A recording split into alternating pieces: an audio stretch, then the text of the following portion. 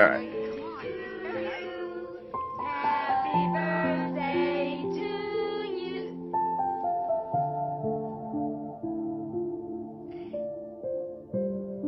To tylko tak wygląda.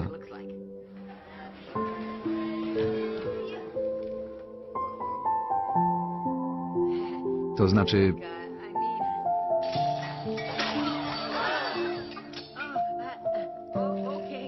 Raz, dwa, wstajemy. Jest tylko trochę zmęczona. Jazda, babciu, na nogi. Nie.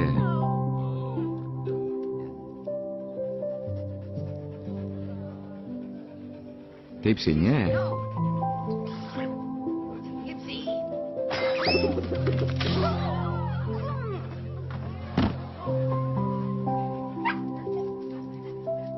Wynocha z mojego domu. Dajcie piwa.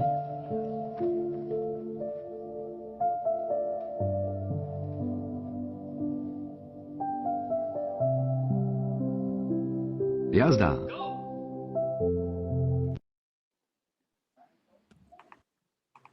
That's very exciting. When does the album get released? January 26th, and that's on a Tuesday. You can find it at your local Tower record stores, folks. Thank you very much. How about a huge round of applause for Corey Feldman and Truth Movement? Please enjoy.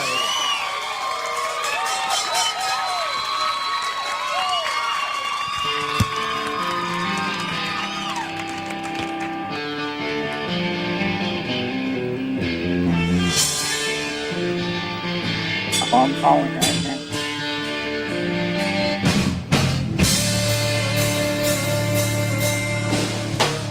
Sunday afternoon, cruising down on Sunset Boulevard, looking for a clue, and all I find is washed out movie stars, washed out movie stars. There's one that looks like you. Maybe if you're lucky to let you play the part. With all this I'm through. I used to believe till they ripped my soul apart. Now I stop and chill and look around. See lots of folks just waiting to be let down. They got the hopes, the dreams, stars in their eyes. Just keep reaching for a piece of the pie. Cause I'm still searching for soul. Still searching for soul, yeah, yeah, yeah. Still searching for soul. Still searching for soul, yeah, yeah.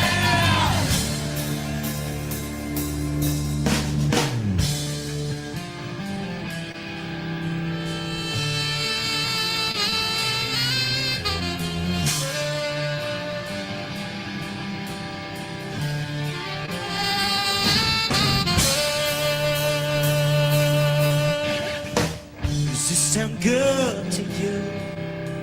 Just come on down and join in with the show. I am not a fool. I saw the truth a long, long time ago. Long, long time ago.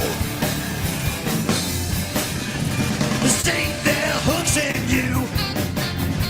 Pull you right in somewhere you'll never know what you think they're through.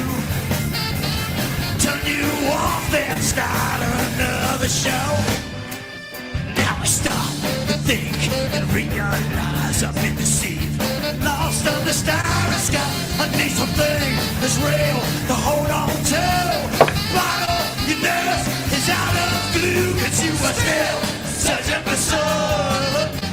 Still searching for soul, yeah, yeah, yeah. Still searching for soul. Still searching for soul, yeah, yeah.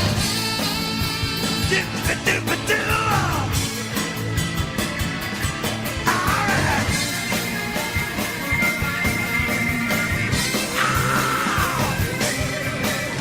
Work, pray, make no time. You want someone who's real when you are not. You hope you can, never will. Just keep reaching for that special pill. Cause you were still searching for soul. Still searching for soul, yeah.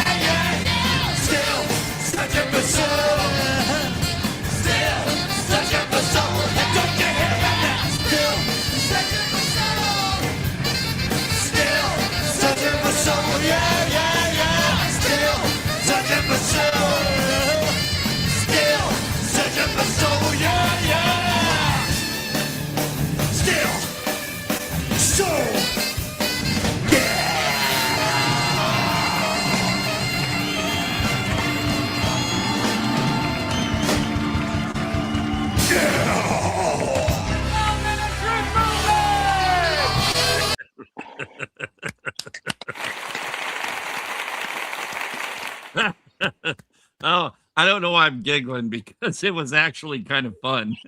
It was. I think It's that one was of my favorite performances. Although Oh, yeah. when he went doo or whatever it was, it kind of I'm glad I had my mute on because I kind of almost would have you would have really heard me laughing over that. Not to be mean, it just caught me off guard when he's doo or whatever that was. But He had to write it down. That's Oh. what I always wanted to go. Oh, that was fun. Well, and folks out there who are wondering why we started off with some Corey Feldman, that's because today on the show we will be talking about The Birthday, which I think is a phenomenal movie. So also what the hell was that thing before? Hey there. Let's see. Telly and what? Sometimes when the words are together, I can't get the correct pronunciation. But hey, and hello there, boogity. Boogity. Yeah, we should get a whole clip of people doing like backing stuff like that. Yeah, my favorite, one of my favorites is Diana Ross with Michael Jackson did a extended dance mix of Diana's song "Eaten Alive." And in the background, you could hear Michael Jackson going, da eat to eat, da eat to eat. So it's just, I'd love a clip of just backing bits like that. Like Kate Bush did it a lot too, where they're yo's and stuff. One long clip of just that would probably very hallucinatory. So I think there's a good He-Man out there. Yeah. Anyway, no, what was that thing before the Corey Feldman video that was in Spanish? And all that birthday, yeah. The music was like really sad and somber, and then you have I was like, what's going on? But I don't question it really. Just go with it, Todd. Okay. And so yeah, folks, this is excuse me, I've been I started a little early. So my throat is a little scratchy. I started a little early on the cheesecake, man.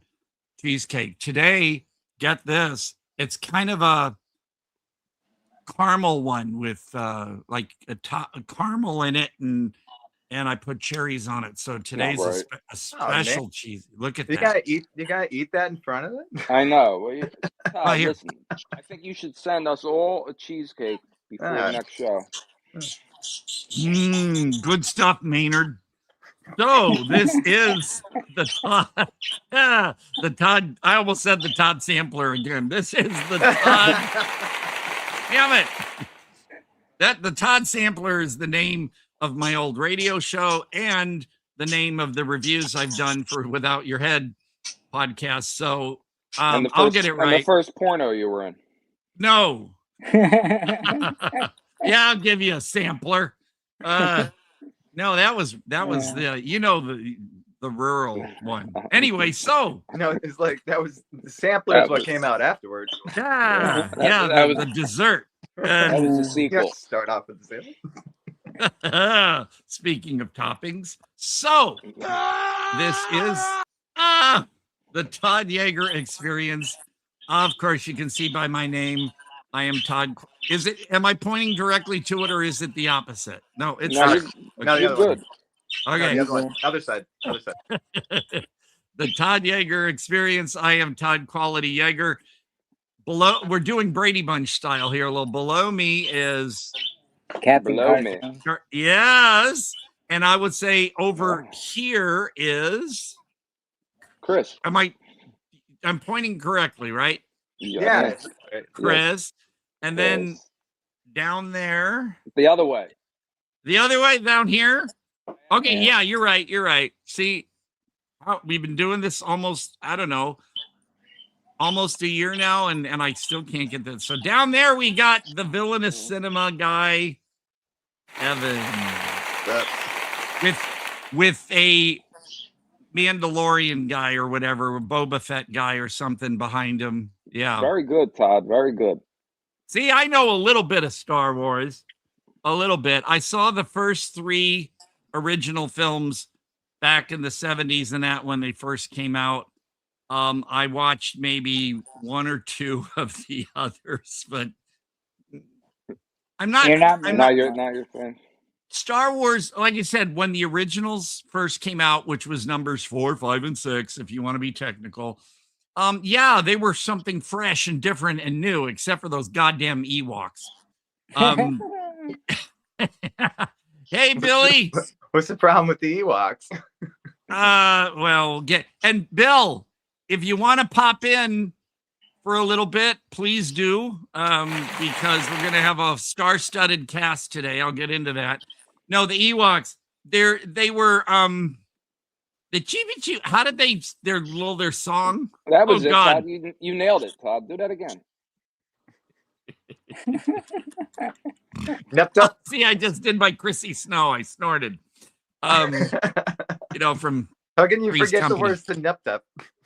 Nup. Okay. Well, I've showed it on the show before, but I have, get this. I don't know if you youngins, if you remember this, but there was a guy that went by the name Miko. In the 70s, he would turn, oh my God, he would turn disco versions. Oh, let's see here. I will send you the link, Bill. Let's see here. Let me bring up. That's what happens when you're gonna. Everybody, you're getting my mouth in the. Let's see. Ah! Yeah, you're right. Let's see here. Bill Whedon. I'm clicking on Bill Whedon. I am giving Bill Whedon the link. I'm getting play-by-play. I have the. I have. Let's see here. I'm now scratching my balls. Oh, you guys can hear me just fine, though, right? Yes. All right. Good. Yeah. You're good. I haven't say something. Yeah, you're good. You're good. So back in the 70s, this Miko guy would take movie themes and stuff like Close Encounters and Star Wars and stuff. I have the Empire Strikes Back one on a 10-inch record. He turns them into disco songs. Right. So Stars on 45. Miko, no, not Stars on 40. Bell! Did he do the, oh, what's up, man? Hello. No, Bill, we were talking about Miko. Do you remember Miko? I do not, but okay, well that's okay. That's actually maybe in your favor. So, but basically he did a dance song. I have the extended dance mix on a 12-inch called Ewok Celebration. And it's the nub thing, but you're supposed to be able to dance to it, and it's awful. That's why I bought it.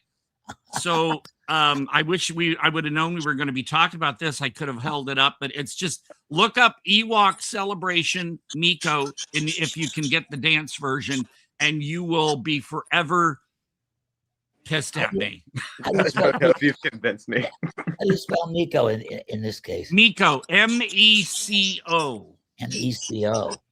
Yeah, he did the disco version of. Yeah, they did I the think disco. He did Close Encounters. He did a whole album that was dedicated to the Wizard of Oz. I have a 10-inch record of The Empire Strikes Back. He did music from that movie. It was all disco style. Yeah, basically. Yeah. And his Ewok Celebration is just who at the record company thought, yeah, let's extend the song and let's play it in clubs. No.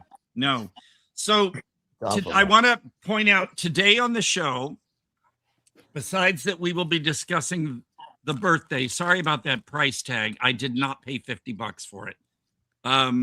We will be talking about that at some point. Also, big news today. I am so excited. Oh, no. Oh, well, here. This is more important. We surrender.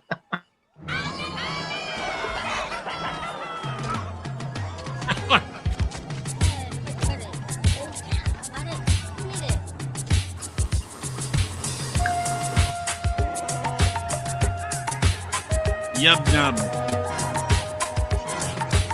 Oh my God.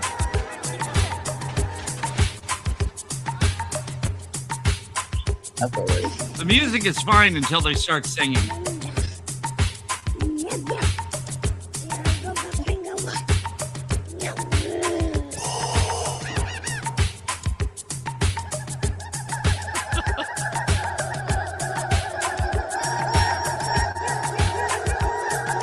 It's a special edition too.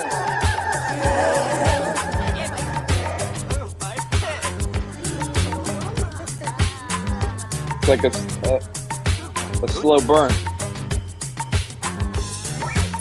Yeah, when did they sing?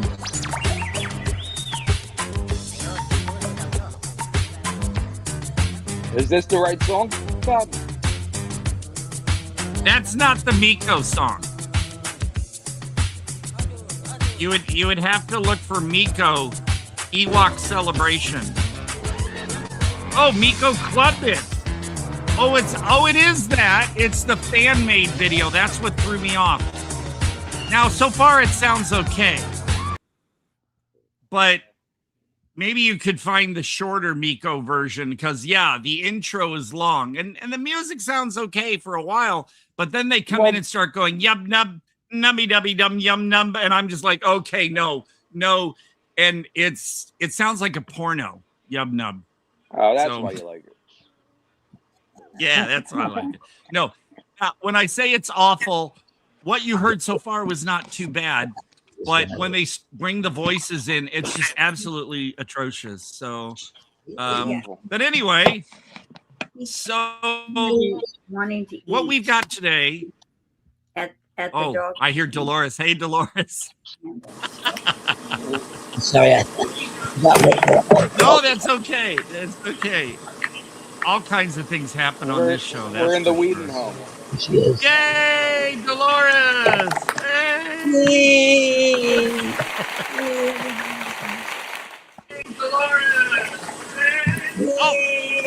Oh, we're in stereo. Bill, I wonder if I can't see you guys on here, but I can see you on the TV over here.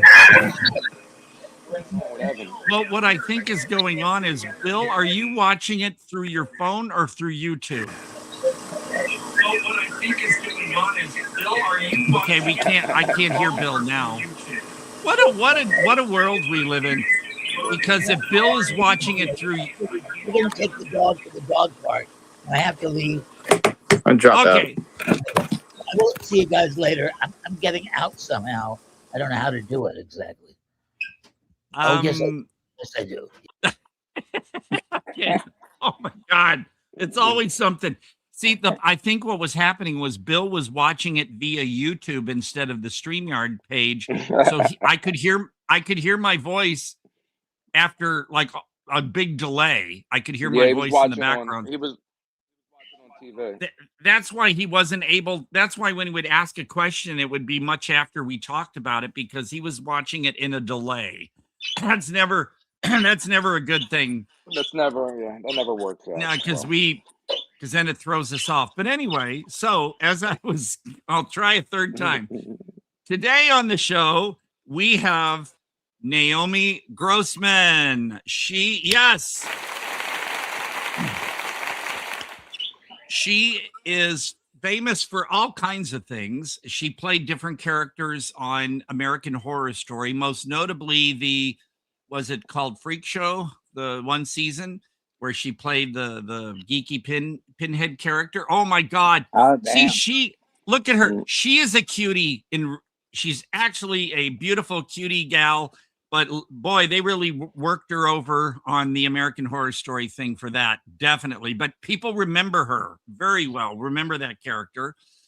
She's been in a lot of stuff, but she's was also in the film Him, the weird football movie, which I did not see, and I feel bad now. There she is in Him. And she's just amazing. She's delightful. I was talking with her the other day while it's funny. She was waiting at an AutoZone and we were talking on the phone, and she's totally fun. As I always say, the kind of person I like to have lunch with, which I will next week, by the way. So she's going to be in Palm Springs at the Revolution Stage Company, which is at on Palm Canyon Drive. There she is again. What a gal. And she has a one-woman show that has done sellout crowds and rave reviews. It's called American Horror Story. And so she's going to do it in Palm Springs April 9th, a Thursday night at 5 and 8 p.m. Get your tickets. You can go to AmericanHorrorStory.com. It says get tickets at the top. Otherwise, right there, folks, do the QR thing, and it'll take you directly there. It's going to be fabulous. She's funny. She's sweet, and can't wait to see her. So I will be there for both shows. And last night I told coworkers, I told tons of customers that I knew would be cool enough. And I'd say, hey, do you ever watch American Horror Story? And they go, yeah. I say, remember the Freak Show one? And they get really excited. So then I told them about this. And so I want a good crowd, because get this, they are taping it live for a possible Netflix special. There you go, Todd. Yes, you'll get on Netflix one way or another. Well, I mean, I think it's Netflix. I think that's what was she or Alok Mishra mentioned. So Alok may pop in as well. Alok Mishra, by the way, is the producer of 1BR, a movie that I absolutely adore. And I knew Alok basically better after he was hanging out on the set for Psycho Ape 2. So we got to be friends, and I did a review for Neil for this one, for Without Your Head. And he knows Naomi. And so it's like interesting how everything connects. And but Naomi should be on in a little over an hour, I think. And 6 degrees of Todd. Yeah, I know. I know. Although Well, I'm still trying to find out a connection with Kevin Bacon. I don't think I have one. Aside from I'm sure you do. Movies. Well, Yeah. he was in the new Toxic Avenger. That's You're friends true. with Lloyd Kaufman. So. That's true. Well, I don't know Lloyd personally. I've never met Lloyd, but I have met Macon Blair. Right. There's your 6 degrees. You don't have to meet him. Yeah, I have met Macon Blair, who is absolutely a cool guy. And so, yeah, I guess there's my connection with Kevin Bacon. It would have been cool if Kevin or Elijah would have showed up for the screening of Toxic Avenger I was at, but it was just Macon. But hey, Macon Blair, man, he's as Judy Jetson would say, he's the most ut. So, so Evan, what's new? Oh, just trying to get the hang of this thing. Oh, that's what I could say. That's what he said, or that's what she said. But anyway, no, I've been finishing up my review of the movie that you guys had planned to talk about, which is why I'm here. Oh, The Birthday. Yeah. Evan is a Corey Feldman expert. Oh, really? Yes. Wow. No. Oh, no, okay. not. He does. No, I'm an expert in Corey Feldman lore. Lore. Okay, well, that's what I meant. Maybe he's got some. No, I haven't been there for most of his experiences. Oh, okay. Well, honestly, I've not been a Corey Feldman follower. I mean, I've seen him in shit tons of things.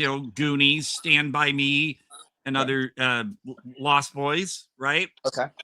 And it's like, yeah. And apparently, he went through some things like sure. former child stars who got big, suddenly.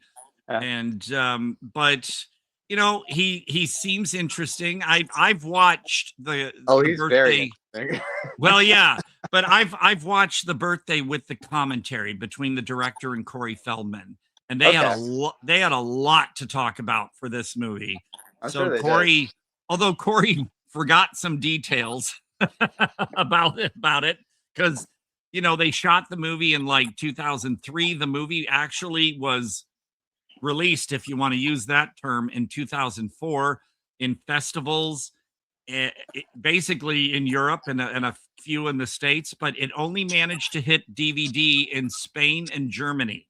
Yeah. And it was released in theaters in Spain, apparently. But for some odd reason, it just didn't.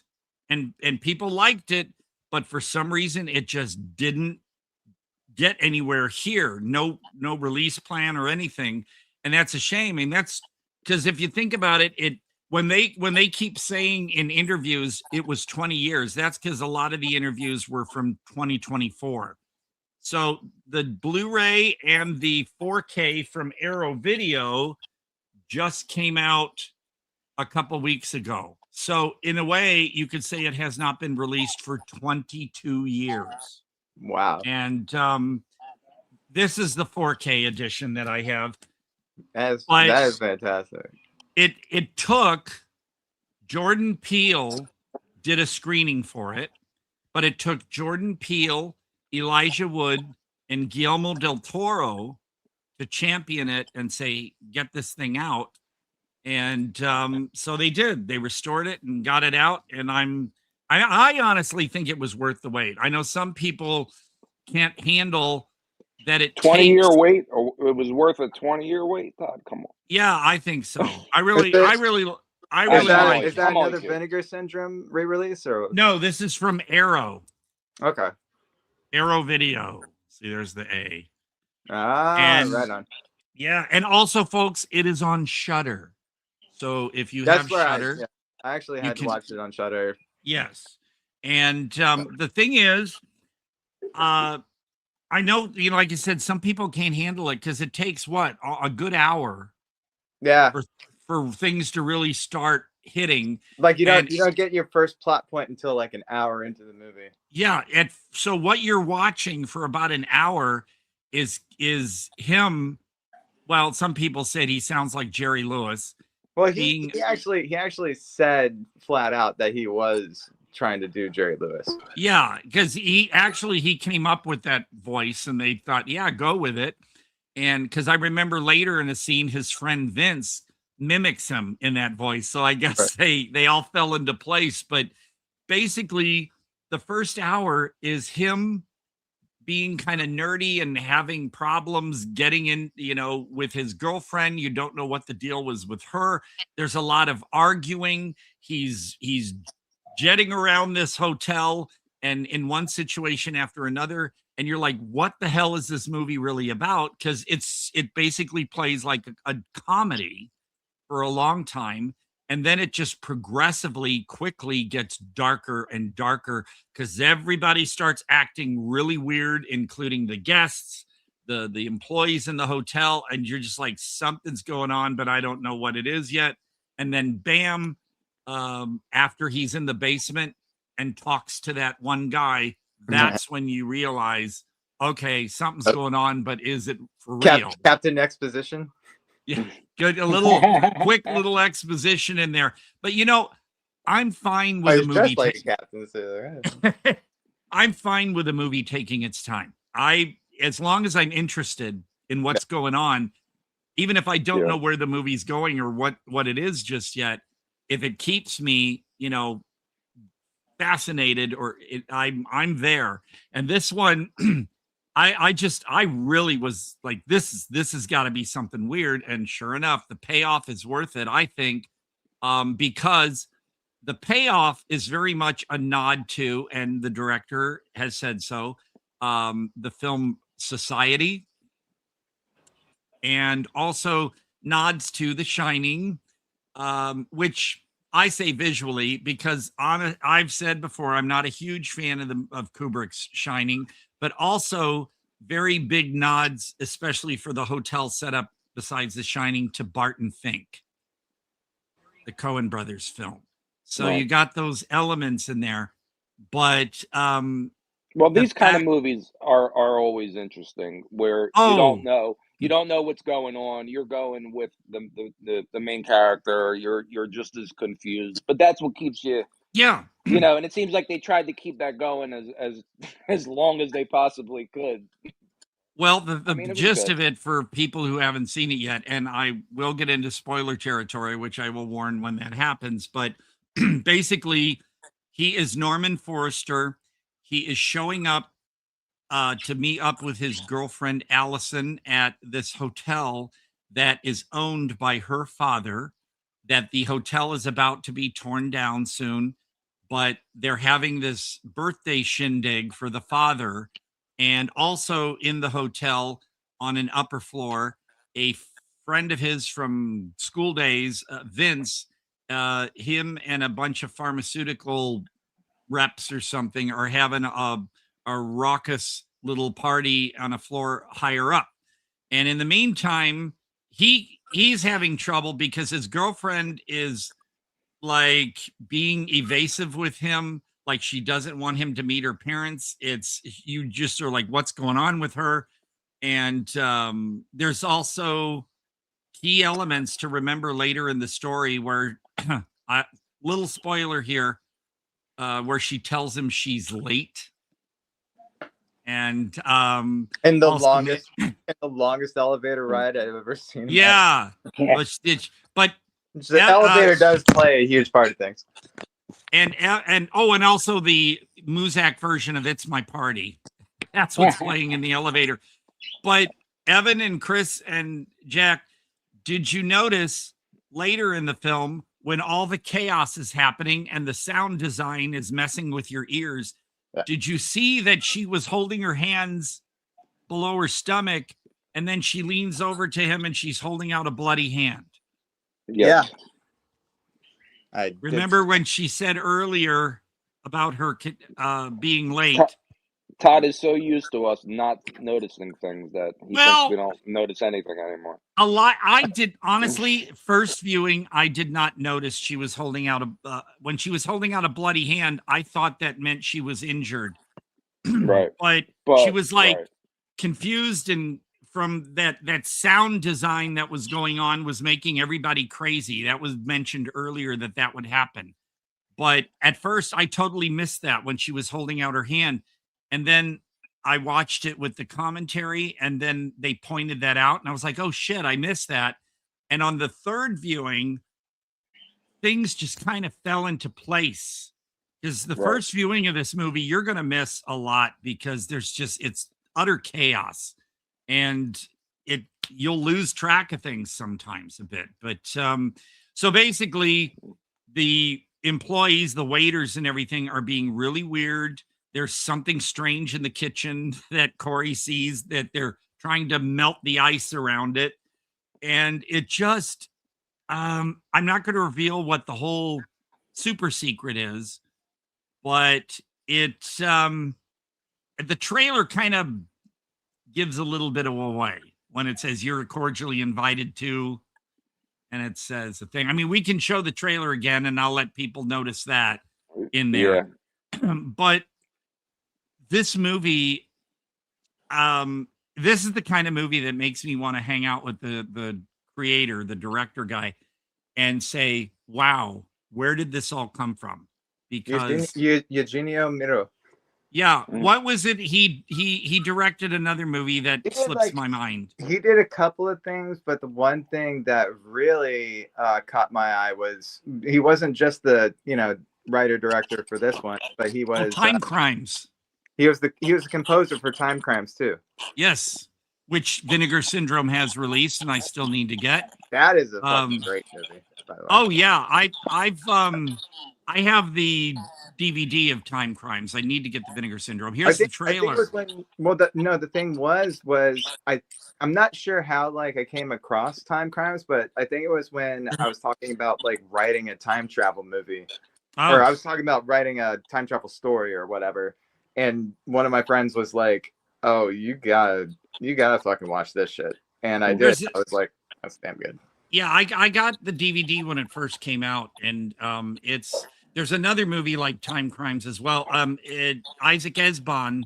That's one word too, by the way. Time Crimes. One. Yes, it is. Isaac Esbon did a film too, but here's the trailer. Hi, I'm actually I'm with Allison Fulton. My name is Norman Forrester. You're not on the list. Oh, well, it should be right there under F. O. I don't suppose you'd be lying to me. Well, I'm sorry. Okay, so you're not on the guest list. Everybody's ignoring you. Are you all right, Orb? Your girlfriend's father doesn't like you at all. What do you do? I work in a pizzeria. Fantastic! Wow! Wait a second. What? That wouldn't be the end of the world. As long as your girlfriend doesn't turn her back on you. I can't be holding your hand all the time. Hi. You seem like a nice guy. Why didn't they light all the candles? God damn it. It's my fault for making things so hard for you. As a matter of fact, something's not quite right at the Royal Folk. Don't run away from me, you bastard! Allison and her family aren't the worst of it. Everybody working at this hotel, the waiters, the manager, everybody was acting a little weird. What in the hell is going on? I'm sorry, kid, but you're gonna have to help me, understand? Uh-huh. What are you looking at? You're not well.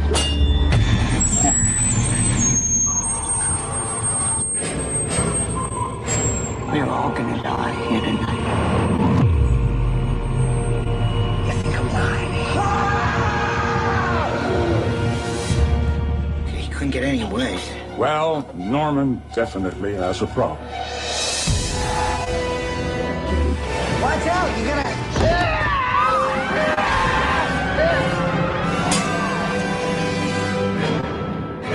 Is that good? You like that? Oh my God, that's awful.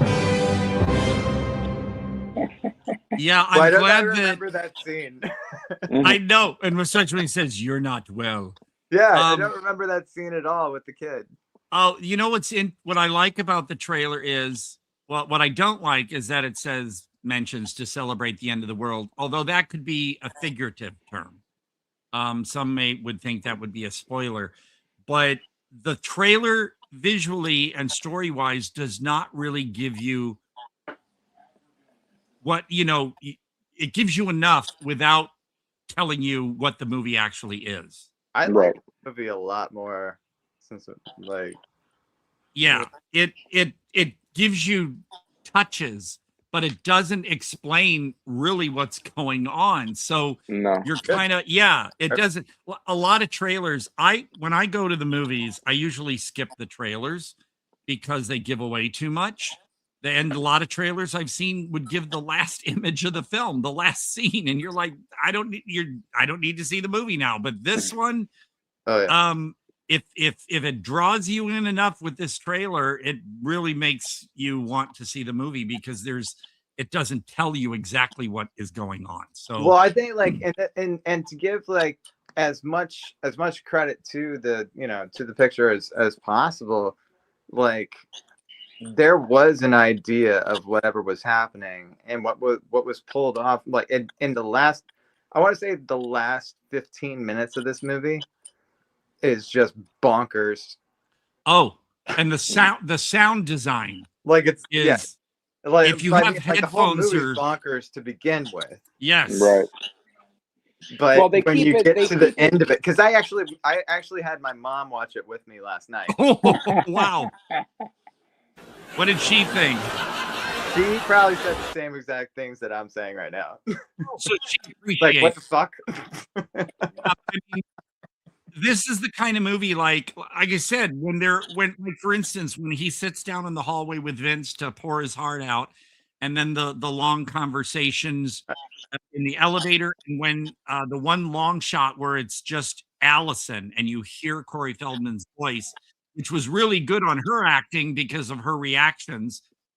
Some people would go, where is this going? It's just she probably didn't know either.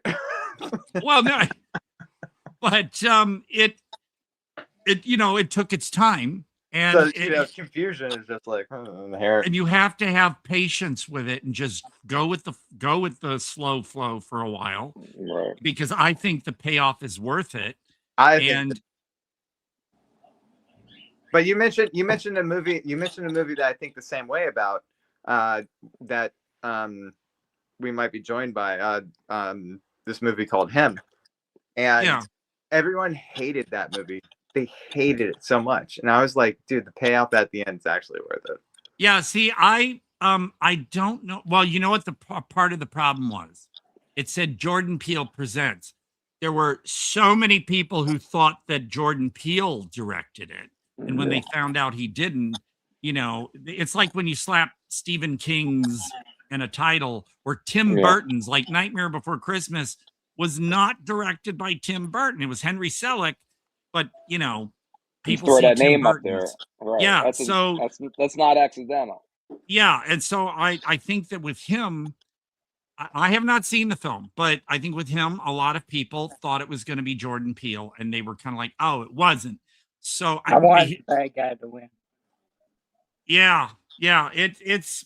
But I also now that I know Naomi Grossman was in it, who will be on the show in a while. I really would love to see her in that, and I kind of regret not buying the Blu-ray when it was at Walmart or whatever.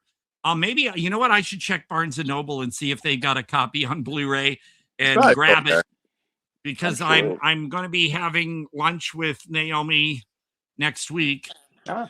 She's popping into town, and I would love to have her autograph it, because she's just bragging. I can't help it. She's so cool and she's so funny, and I'm getting to hang out with her. I think it's amazing. So, you should be on the show. I really, again, folks, I'm going to say that I really tell your friends, if you know people in the Coachella Valley, Palm Springs, Rancho Mirage, Cathedral City, Indio, Indian Wells, Coachella, all that. Tell them about the show. Tell them to come, because we want a good full audience with good response, so that it will be taken as a special to be shown on Netflix or something. So yeah, anyway, so for the birthday, what else did I mention? There's some things that were a little confusing. Oh, sure. That after the third, but later in the movie, it clicked.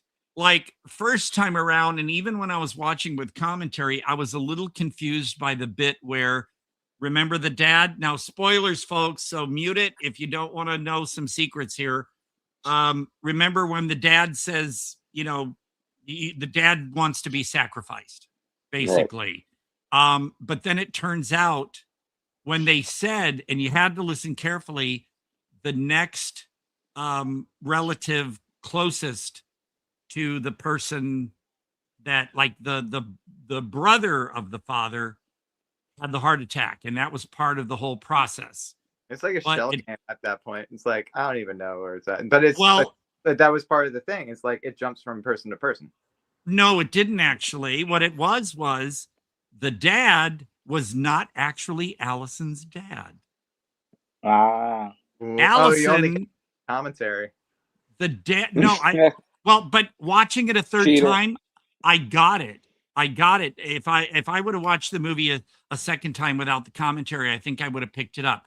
The dad, let's say Allison's mother had an affair with the dad's brother.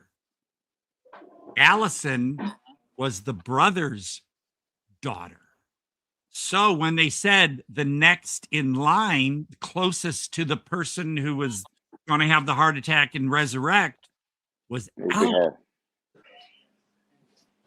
So you got it, Todd. There you go. And the whole thing with the beeper, and the beeping, that was a signal that the other locations that this could have possibly happened were not going to happen at. So it was a warning that was the last place. That's why in the bathroom earlier, you saw that employee trying to wipe the word Cleveland. It was something about not in Cleveland or something. Yeah, Cleveland is tomorrow or something. Right. Well, they were good. That was one of the locations, and they also mentioned Providence. And it turns out that this hotel was going to be the place.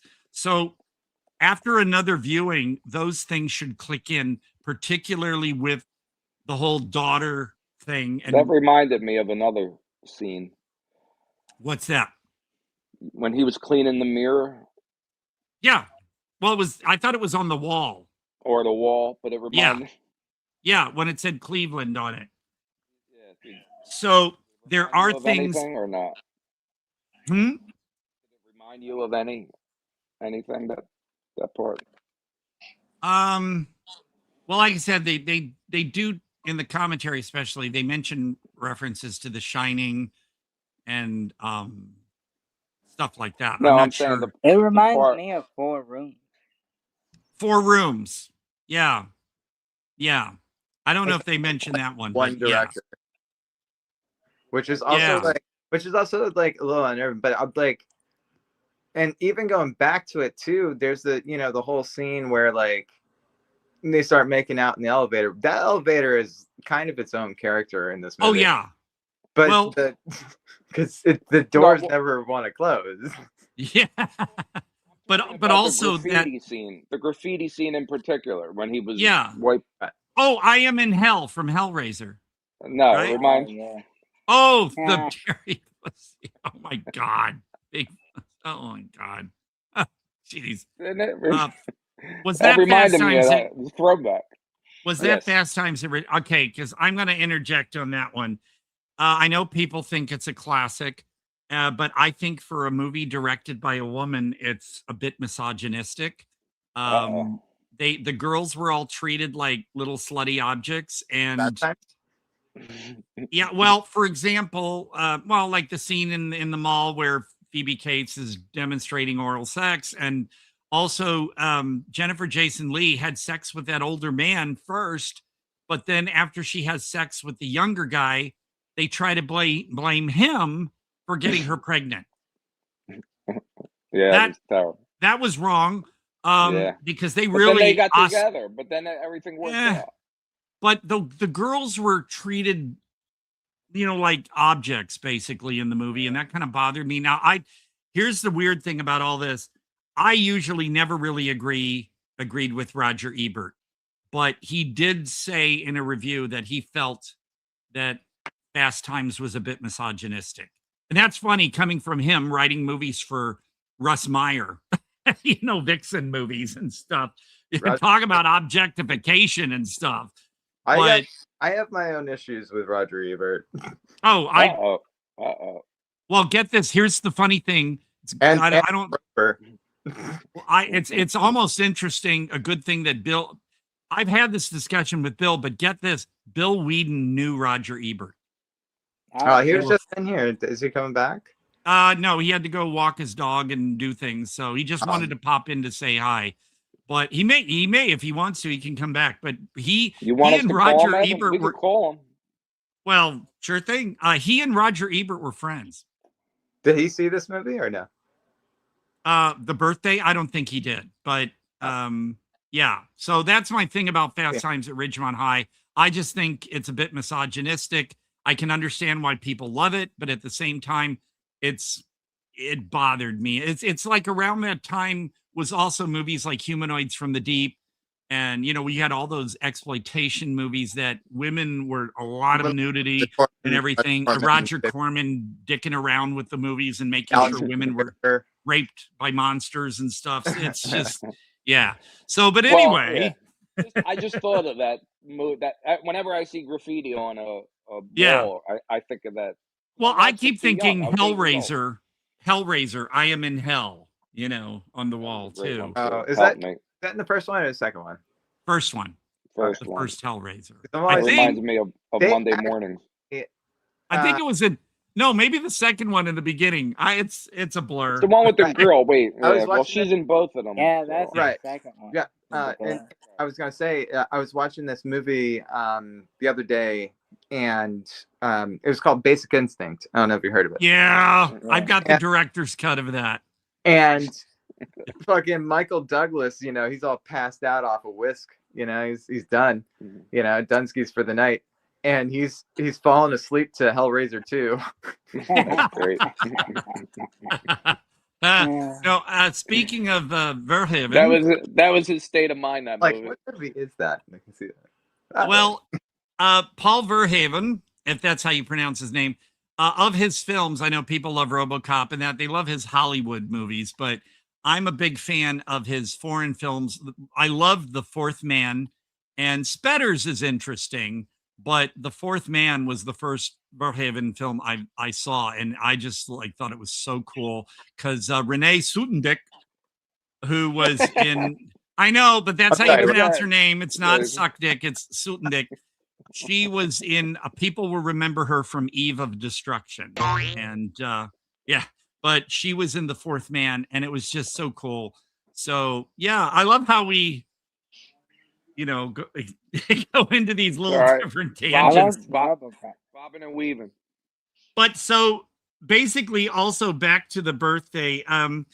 A lot of people don't realize this, but they couldn't afford to build sets in a studio, so they actually used what was on I want to say abandoned hospital in Spain. The whole movie was shot in Spain. That's why you saw Spanish credits in the beginning for investors and stuff. But like the roof was actually the roof. But they put things on it and stuff. So like when the fire escape comes down? Yeah, the fire escape and the sign. Yeah, that was, but they did shoot that on the roof. And there's Jay. Hello, Jay. Hey guys, how you doing, buddies? Hey, we're talking about the birthday. Did you get to see that one yet? Oh no, not yet. Okay, well then you can play along. So, inside, like well, you know who Corey Feldman is, right? Oh yeah. Corey Feldman. Start there. The hallways and stuff, they did, build things with, but they did build kind of sets and stuff, but it was shot in a hospital. And so they basically use that one location for the movie. And you wouldn't know that unless you've got the Blu-ray DVD with all the extras. Right. Well, I also listened to the commentary. Yeah, the commentary. Yeah. But I also read a lot of external reviews, like through IMDb. I was very curious to see what other people would say about it, because this movie can be polarizing. I know people who I've read reviews where they just said it's just a comedy for the first hour, and you lose patience with it. Well, that's because some people, just don't pay attention and they just don't get it. And I'm not downing people who don't like it. I'm just saying there are a lot of people who jump to a judgment and just don't kind of stick it out. I mean, even if I hate a movie, there are some movies that I just, oh my God, why am I watching this? But I stick it out because I want to see where it's going, because maybe there's a reason why the movie sucks. And in this movie, there is a good payoff. But that was what I was going to say too, is that just the entire movie's just so abstract. Where like even if there aren't like all the payoffs that you think that are there, they're there. They're hidden in plain sight. Like when Dolphin Decoder, the whatever. Yeah. And well, like it reminds me too of like some of the films of Isaac Esban. Dolphin Voice Decoder, I think it's called. Yeah. Yeah, definitely. And like, does that pay off? It's like it does, because they have it does. Yeah, because I was wondering why through the whole movie too that the guy sounded like that, and then that's why he had the tracheotomy thing. But like I said, everybody just didn't know how to use the microphone. We were like, I know he's holding the microphone. You don't know how to use the fucking microphone. Yeah. I was wondering at first. The best is when he goes up there and he grabs that RCA one that's solid gold, and he's like, "Gosh, what is this thing on?" He's just had like a heart attack. It's like, oh, you pulling. Well, they talk again in the commentary, like with the microphone scene, that they talk about all those little details, which is funny because Corey Feldman, I guess it'd been a long time and he didn't remember. So like the thing with the cup. When he drops the glass and it bounces back up and he catches it, they actually had, and then the camera pulls back, and what they did was they had a crew member off camera on the ground, and when he drops his glass, the crew member threw a different glass back up to him. That's cool. And Corey, that's funny. And then before the camera pulls back, the crew member quickly skittled off the scene so you wouldn't see him. But Corey didn't remember it like that. He thought that the glass was, because originally the glass was supposed to bounce off of something. The director said, "Oh yeah, it'll bounce. It'll come right back. If you drop it like here, it'll come back." And that's how Corey remembered it. But the director said, "No, we had the crew member," and Corey was Didn't really remember it that way. But hey, you know, You've I don't been telling people for 20 years he caught this glass. One take. But no, that scene, because you see that scene in the trailer where the glass bounces back. That was a fun touch, but everything was storyboarded.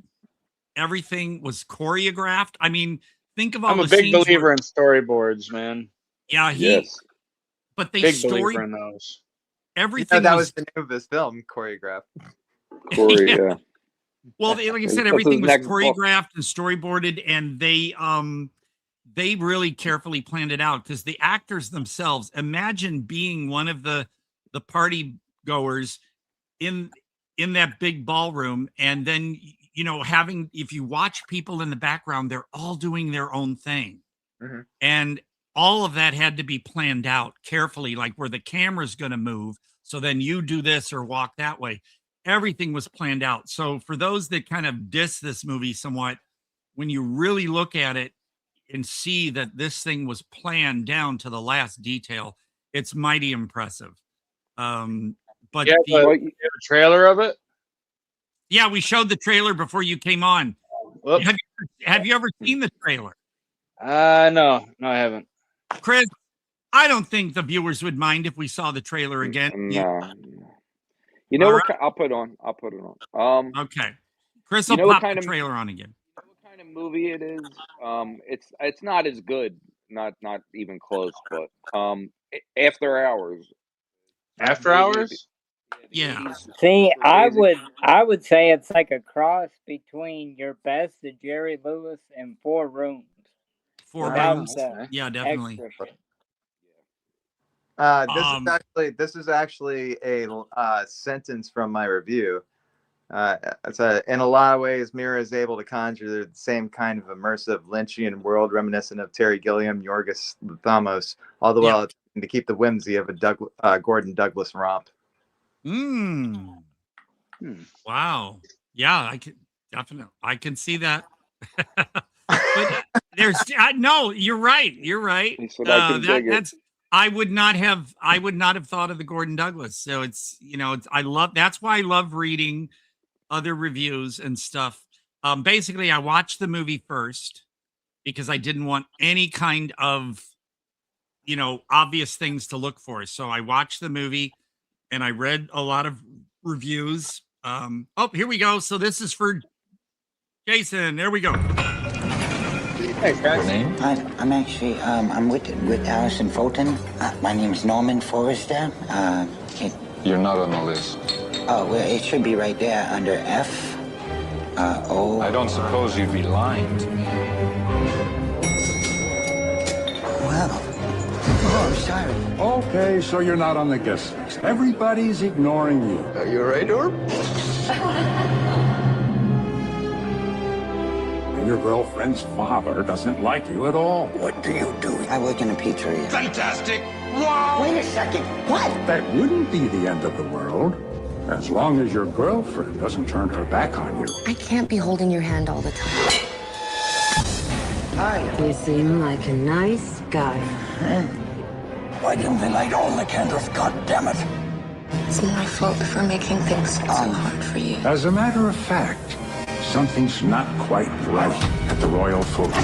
Don't run away from me, you bastard! Allison and her family aren't the worst of it. Everybody working at this hotel, the waiters, the manager, everybody was acting a little weird. What in the hell is going on? I'm sorry, kid, but you're gonna have to help me, understand? Uh-huh. What are you looking at? You're not well.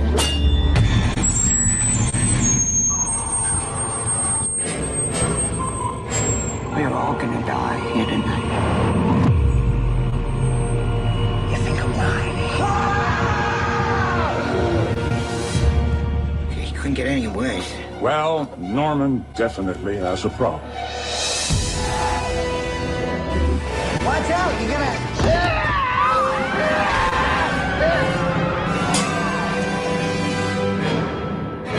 Is that good? You like that?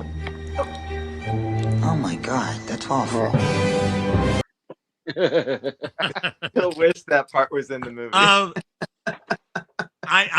You know, the interesting thing is too, is like I said, the trailer doesn't really give a lot away. You see things that are important, but you don't know what they are. And the one thing too, that like when you saw Allison in that one quick moment where she kind of falls to the ground, there's something in front of her, but you don't notice it. And that's a big moment in the movie. So I guess some people will go back and watch the trailer again, but. And before we like really give too much away about it, that was something that was really cool about that trailer too, was you're not sure exactly what's wrong with Corey Feldman. Right. You know? Yeah. As a first time viewer, I have no idea what's exactly wrong, but I definitely seen like some kind of like psychological thing going on. Sure. Well, he's basically neurotic. You know, yeah, he's just that's what I was thinking. And kind of like you me wondering sometimes when I'm chilling on 8 Mile. Yeah. So well, the thing is too is you find yourself wondering through the whole beginning of the movie anyway, why she is with him. You know, if he's that neurotic, why would a girl like her be with him? You never really know until later in the movie. She gives an explanation about how. A quick spoiler, so mute it, people, for here. Where she explains to him she was just trying to see if she really liked him or not, you know, and that just his mind just completely like, well, fuck it all. And I think that factors into his decision. I think that is what happens at the end. You know, well, what he's able to accomplish at the end. The directors, you see, they leave it kind of up to you, but to me, I feel that he does go through with it because of her reason, or because of that scene. And because the end of the world. Well, also of the rooftop scene, which was something that kind of threw me off. I'm like, okay, are we just padding time? It's like, well, we're not padding time because it's 2 hours long. You know. It's like, I mean, scene's at least like maybe 4 or 5 minutes long, and I'm like, what exactly is accomplished in that scene? The fire escape. He throws the thing over. Yeah, and he brings it up to her after that, but that could just be cut. But the whole thing behind it is like, okay, and then the fire escape, and then the guy even asked him, he's like, hey, what happened with the fire escape? It's like, how'd you know about that? Yeah, so everything has its place. It has its reason. Even if you're questioning things, you get answers later. It's the thing. I kept questioning things throughout, and little details like that, and then you get your answer. So like I said, everything was carefully planned. And little details, even like I mentioned earlier, the whole movie's fucking worth it because of the last 10-15 minutes, because I was like, what? I knew that would happen. I tell everybody, listen, when I'm at work and I tell people, because they're watching something weird at work, they're coming to see either undertones or slanted or something, I would say, now when you get home, you got to see the birthday. And I'll say, be patient with it for the first hour, because, man, the payoff and little clues are peppered throughout the whole first hour. But if you're patient, you'll be like, holy shit, and the whole thing. You can get through the first hour. You're good. Down for the next fucking hour, because it's wild. So the thing is, as it says in the beginning, this is the most unusual 117 minutes of Norman Forrester's life. So the whole thing does take place basically in real time for 117 minutes. So when you have the opening credits, when you have the end credits, that pads it out to like 2 hours. Yes. Well, that was and there's a lot of choices that go with the shots too, which EUGINO, I don't know if I'm saying it right. EUGINO MIRA. Well, they kept pronouncing it EUGINO. Right. Spanish. Photo of Gialli. But he had like a lot of really interesting ideas for camera shots, and like there's so many of them. And when there were times where it almost felt like he was trying to do one continuous shot so that you could keep up, like you're like concurrent with everything that's going on. Well, But he would discuss in the commentary, he would discuss about how he's panning left, and so, like, for instance, remember when he's talking to the boy and he goes, "Oh, that's awful," and then a waiter comes across the screen and the boy knew to and choreographed it so that the boy, as soon as the waiter appears here, the boy moves along with the waiter, so suddenly he's disappeared. Right. And then Corey's like, yeah, everything. By the way, that little boy disappears so many times. I thought he was a ghost. Well, did you notice he was trying to kill his father later when the whole chaos was going on? He had that, I don't know if it was that stick that the other guest had. It looked like a cane. There's a lot. Yeah, and he looked like he was trying to stab his father with it and stuff. The part because they're all crazy because of the sound. No, when we were watching it too, I even said this. I was like, and Chris was there, and I was like, I feel like just this one part where this one waiter just comes up and starts punching Corey Feldman in the face. Chris was like, and you heard it through, even though everything was kind of like a humming noise or silence. Evan said that was improv. Yeah, he wasn't even in the movie. He was just pissed off at Corey Came offset, that guy. I think I was the director. Dude just comes. I don't know. I don't know. They didn't really mention that during the commentary, but the director's, I think the director's sister appears in it in a moment too. But it just, the whole thing. What else did I have down here? Like I said, I mentioned the long take on Allison when all you hear is Corey Feldman's voice and it's just her back to the camera.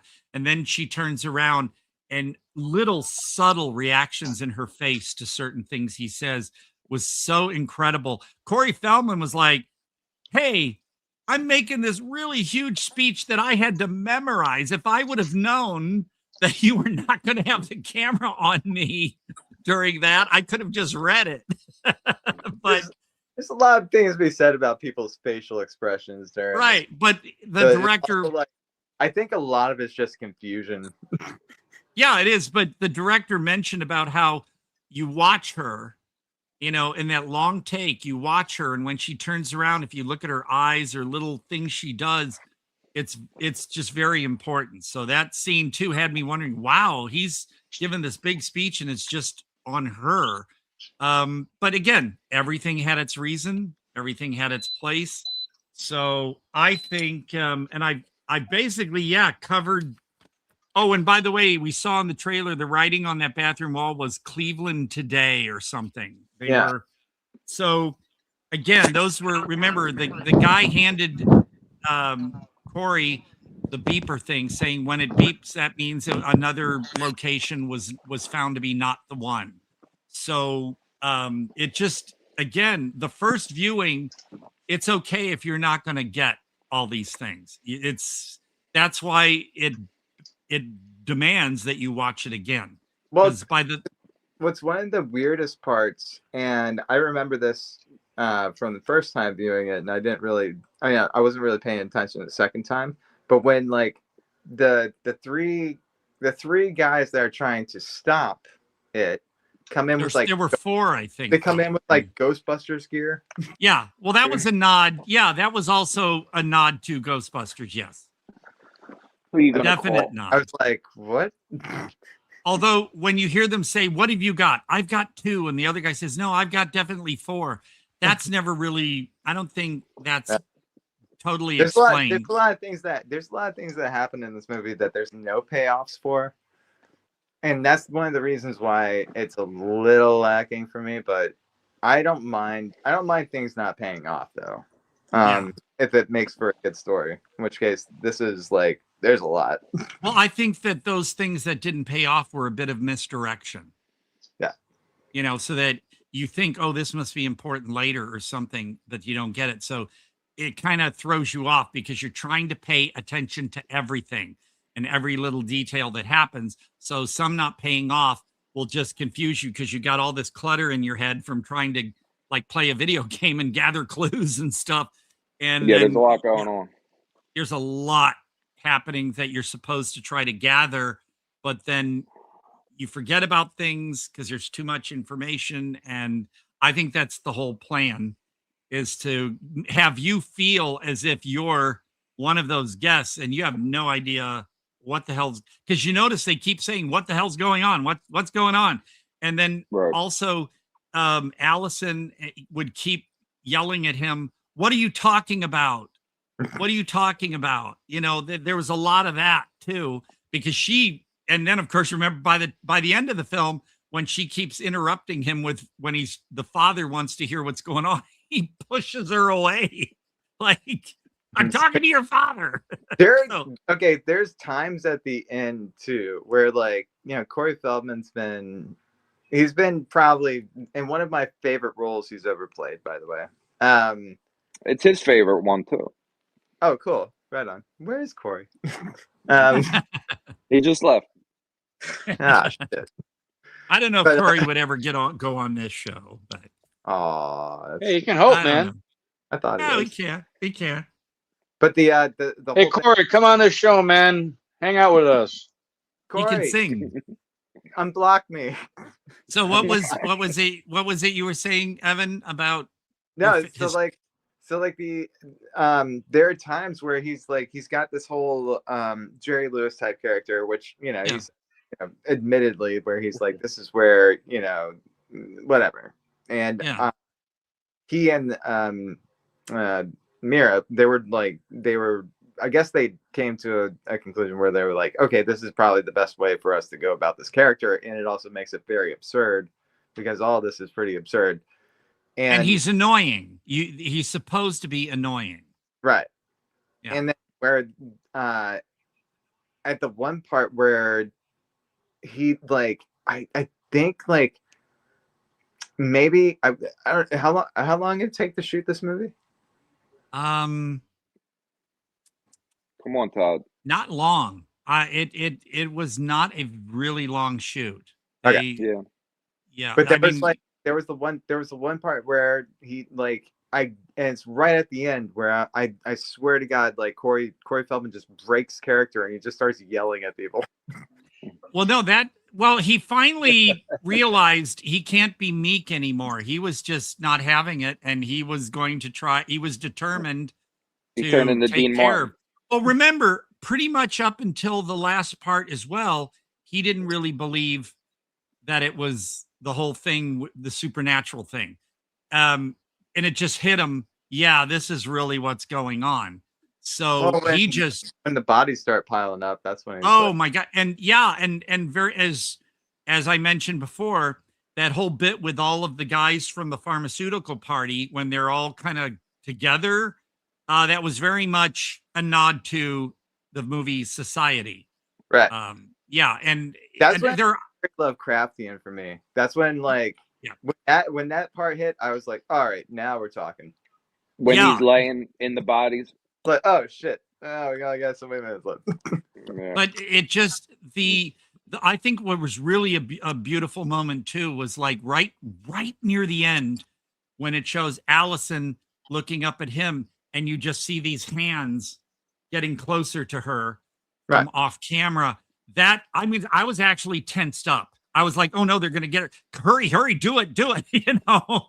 And he kept like, no, and they leave it up to you. But I personally feel if she was taken in by the hands, would that mean it would just become this huge globular fucking? No, it would have completed the whole thing, and the god would have risen, and it would have that was the whole idea.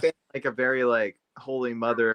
Now we're this huge globular fucking mess. Well, remember earlier in the film, the guy said that they were using, again, spoilers, folks, they were using the pharmaceutical guys and that as hands and feet to sort of, there was three things that had to happen. And one of the process was that with all the guys, as it was mentioned, they are his hands, they are his feet, they are his whatever. And then once they got the final part, then the god was risen. So what was it pronounced?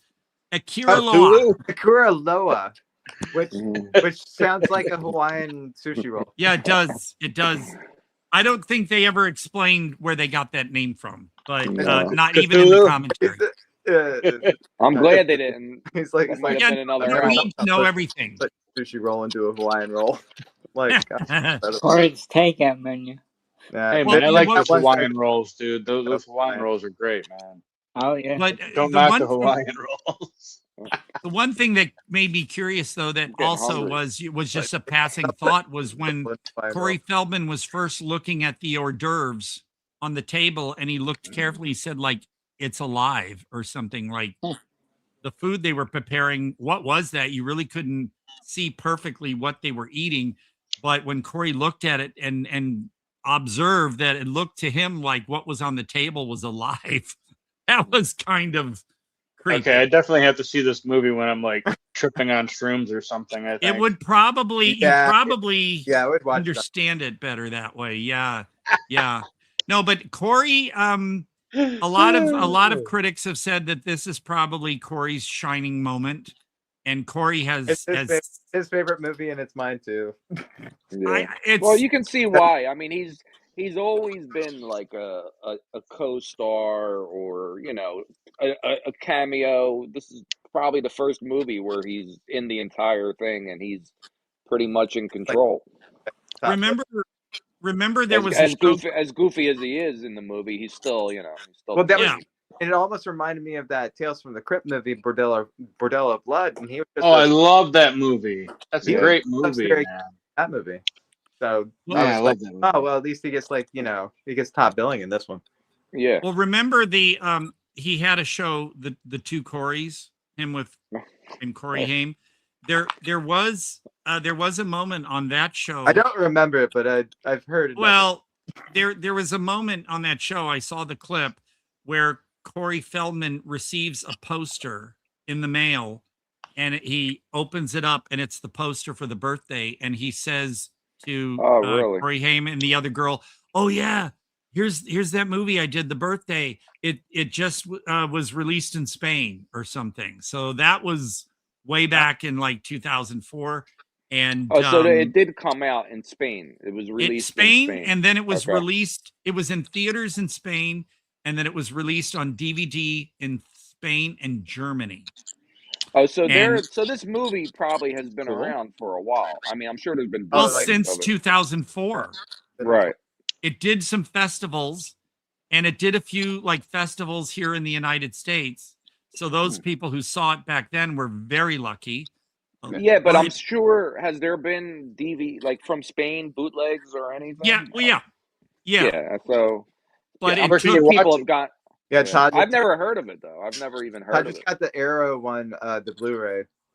Oh, I got I had to get the 4K. You got? Is it on any streaming? Yeah, Shudder. Yeah. Shudder. So if you want to watch The Birthday, it's on Shudder if you have it. Okay. Then probably have to buy a Blu-ray. What I did was I saw it. What it was is I talked to the people I know at Barnes and Noble locally, and they said, well, we're getting it on such a day. So they set it aside for me when it would come in. I reserved it. And in the meantime, I desperately wanted to watch it. So I first watched it on Shudder and then picked up the 4K. If after I see a movie that I am willing to spend, because I will tell you the price I paid. It says $49.99, but what people don't realize is when you go to Barnes and Noble, that's not exactly going to be the price you pay. It was $34. And for me to spend that amount of money on a movie after I've already seen it on streaming, let's say something. Is that it does? Opened it yet? Oh, what I do is I cut the plastic off the bottom. Oh, okay. And he sucks it out. So I can slide. See, the thing is, I have a lot of Blu-rays and I can always replace the cases, but after a while on my shelves, because they're tightly together, they get rubbed. And slip covers, as you know, are a collectible thing these days. So if the plastic was off, I can just slide the plastic off of this if I want. A lot of my slip covers are destroyed. Not destroyed, but they're all frayed. They're on scuffed. the bottom. Yeah. And plus they get, you know, I'll admit if a cover is black around, I will take a Sharpie and fill. Oh yeah. Like when you go to Walmart and they got slip covers that were slightly damaged or on the corners and stuff, I have different colored Sharpies and I'll fill them in and make them look nice. Touches it up. My ex-girlfriend used to just rip my slip cover off. Can't fix it. That hurt. Oh, Todd speaking felt of that. slip covers, I went as far as to do this.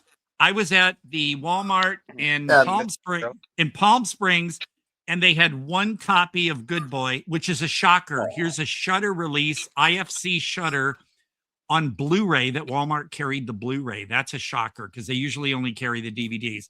But the one copy they had left, the bottom here, because somebody must have picked it up and then set it back down, and that metal part on the shelf caught on it and bent it up. And I thought, well, it's the only one. So I bought it. But then I needed to go near the Walmart in Palm Desert or Rancho Mirage, and they had several copies, and I had mine with me. Oh, you switched it. So I asked. I didn't just switch it because I didn't want that on camera. So I went up to the guy and I said, "Hey, can I just switch the slip covers?" And he said, "Well, you'll need to go to customer services." So I went all the way up to the front of the store and I showed the gal, and she goes, "Oh," and she just took the bad one and said, because I had the receipt for it, so she just let me switch it instead of having to do a refund and go through all that shit. So just to have the perfect slip cover. Like, can you imagine during the holidays and it's packed in there and people are all stressed out, and Todd comes in and like, "Yo, I just want to switch my slip cover." People don't understand. Slip covers are a big deal, especially when they're the thicker slip covers. Explain that. Did you explain that to her, Todd? It's like the condom for the DVD. Can you mark it down? But get this. Vinegar Syndrome also has slipcover protectors. Oh, did you know that? It's a see what I mean, boys? See what I mean? But that's it's like a case that you put the whole thing in. I did buy one of them for my copy of Side Roads because my friend Tim did the artwork for me on that blank slipcover. So I wanted that to be protected really nice. So I bought a slipcover protector to put over that. But I'm not going to spend, I think they're like $3. I'm not going to spend $3 on every goddamn, copy from Vinegar Syndrome or Severin. Because even Terror Vision now has well, that's what they want you to do. But that was sorry, folks. That's also a good thing. No, it's actually a good thing to talk about too. Shudder. Start distributing their own DVDs and shit?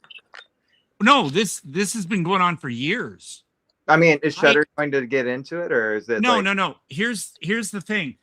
Shudder originally it's mostly released by RLJE Entertainment, and sometimes otherwise, but also get this: if you look carefully, Shudder and IFC have been teaming up.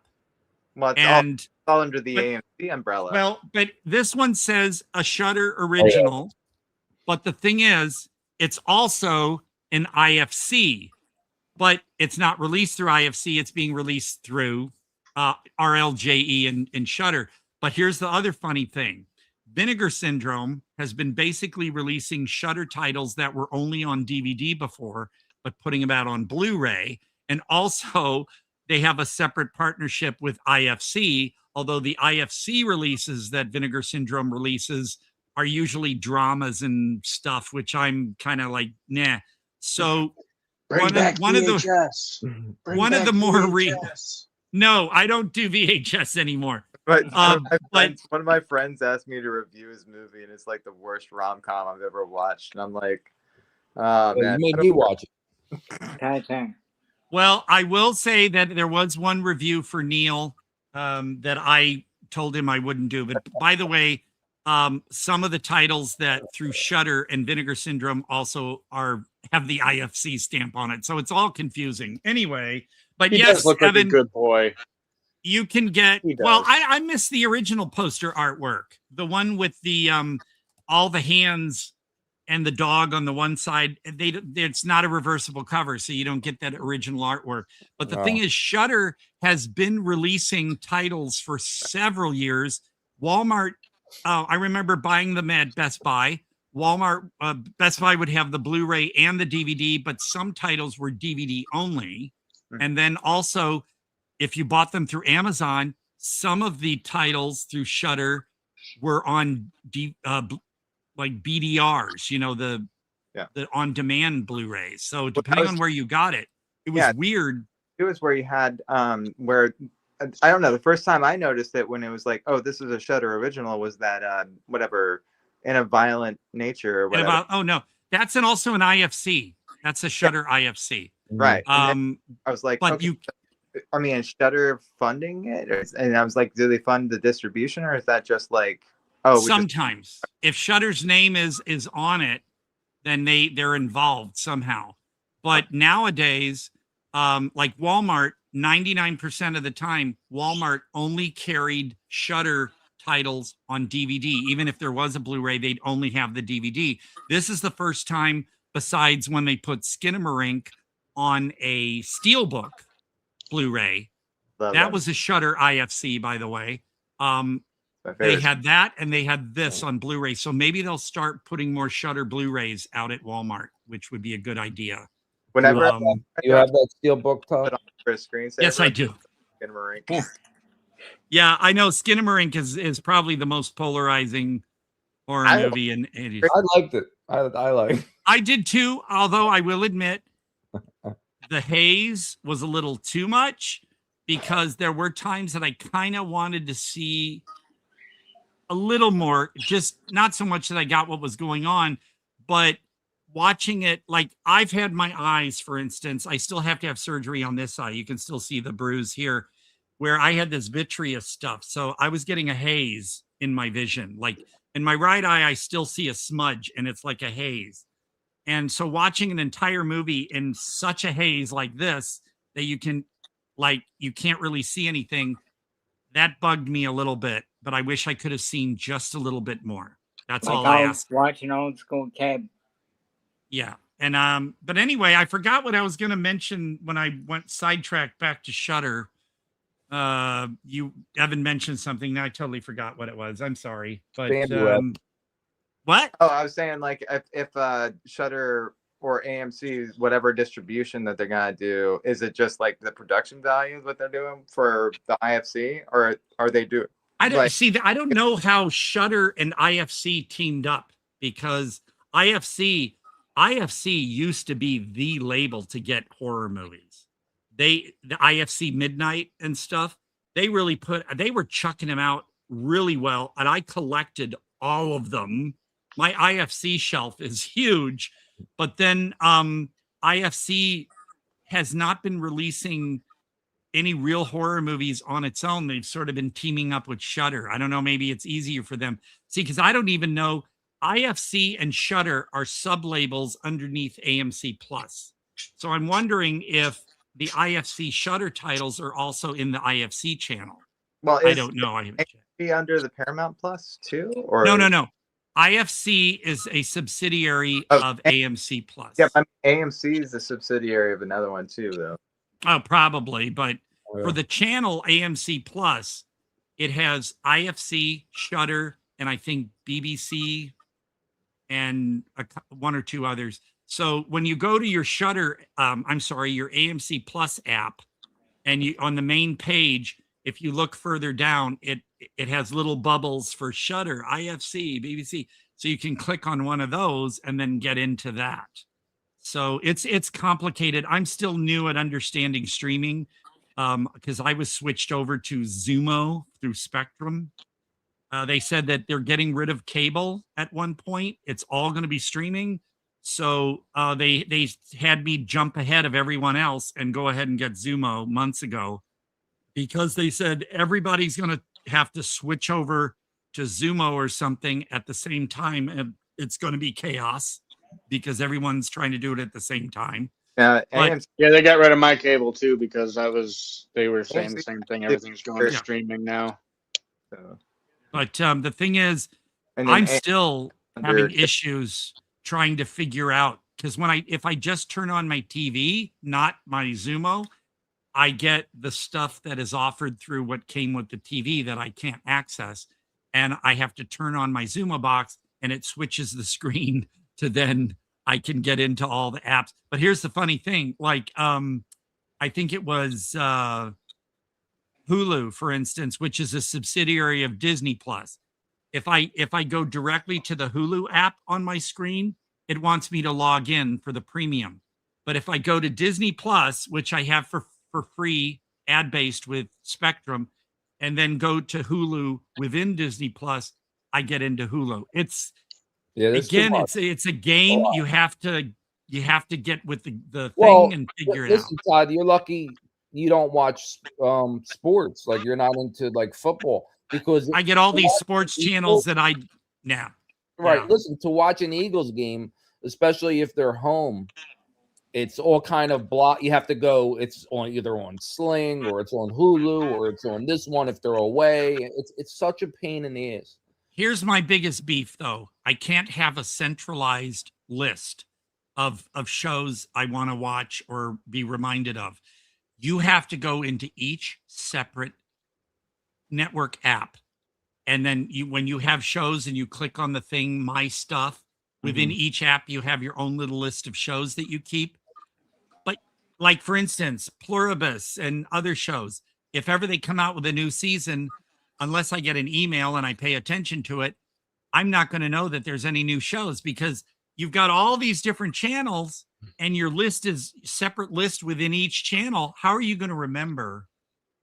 And I forget too, which shows are on, like, oh no, that show's on Peacock, that show's on Hulu. I can't remember where all these shows are located unless I wrote it all down.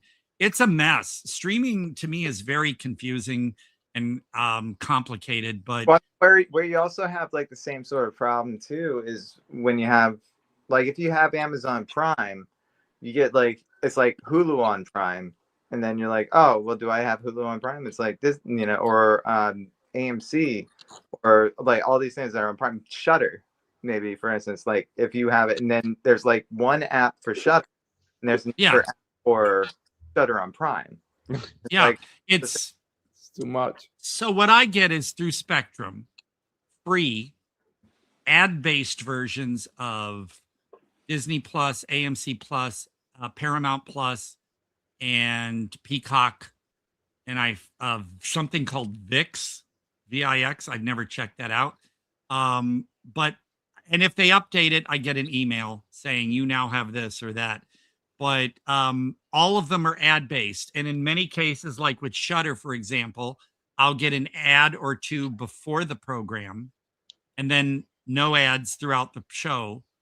But it all depends, because on some shows on Peacock, for example, I think even Paramount Plus, there will be ad breaks throughout the shows. But honestly, I'm okay with that. Like, everyone's basically okay with all the ads on Tubi, because they get to see all these things they never would have seen otherwise or had access to. So you kind of put up with ad breaks, and it's because I noticed on Jack, it always, whenever I get a thing in my timeline for Tubi or Tubi horror movies, I always see Jack Russell likes, like it wants me to join in. But young people are always commenting about, I saw this on Tubi. Oh my God, that was weird. And it's a movie that I had seen, an obscure movie I had seen decades ago or already had on Blu-ray for years.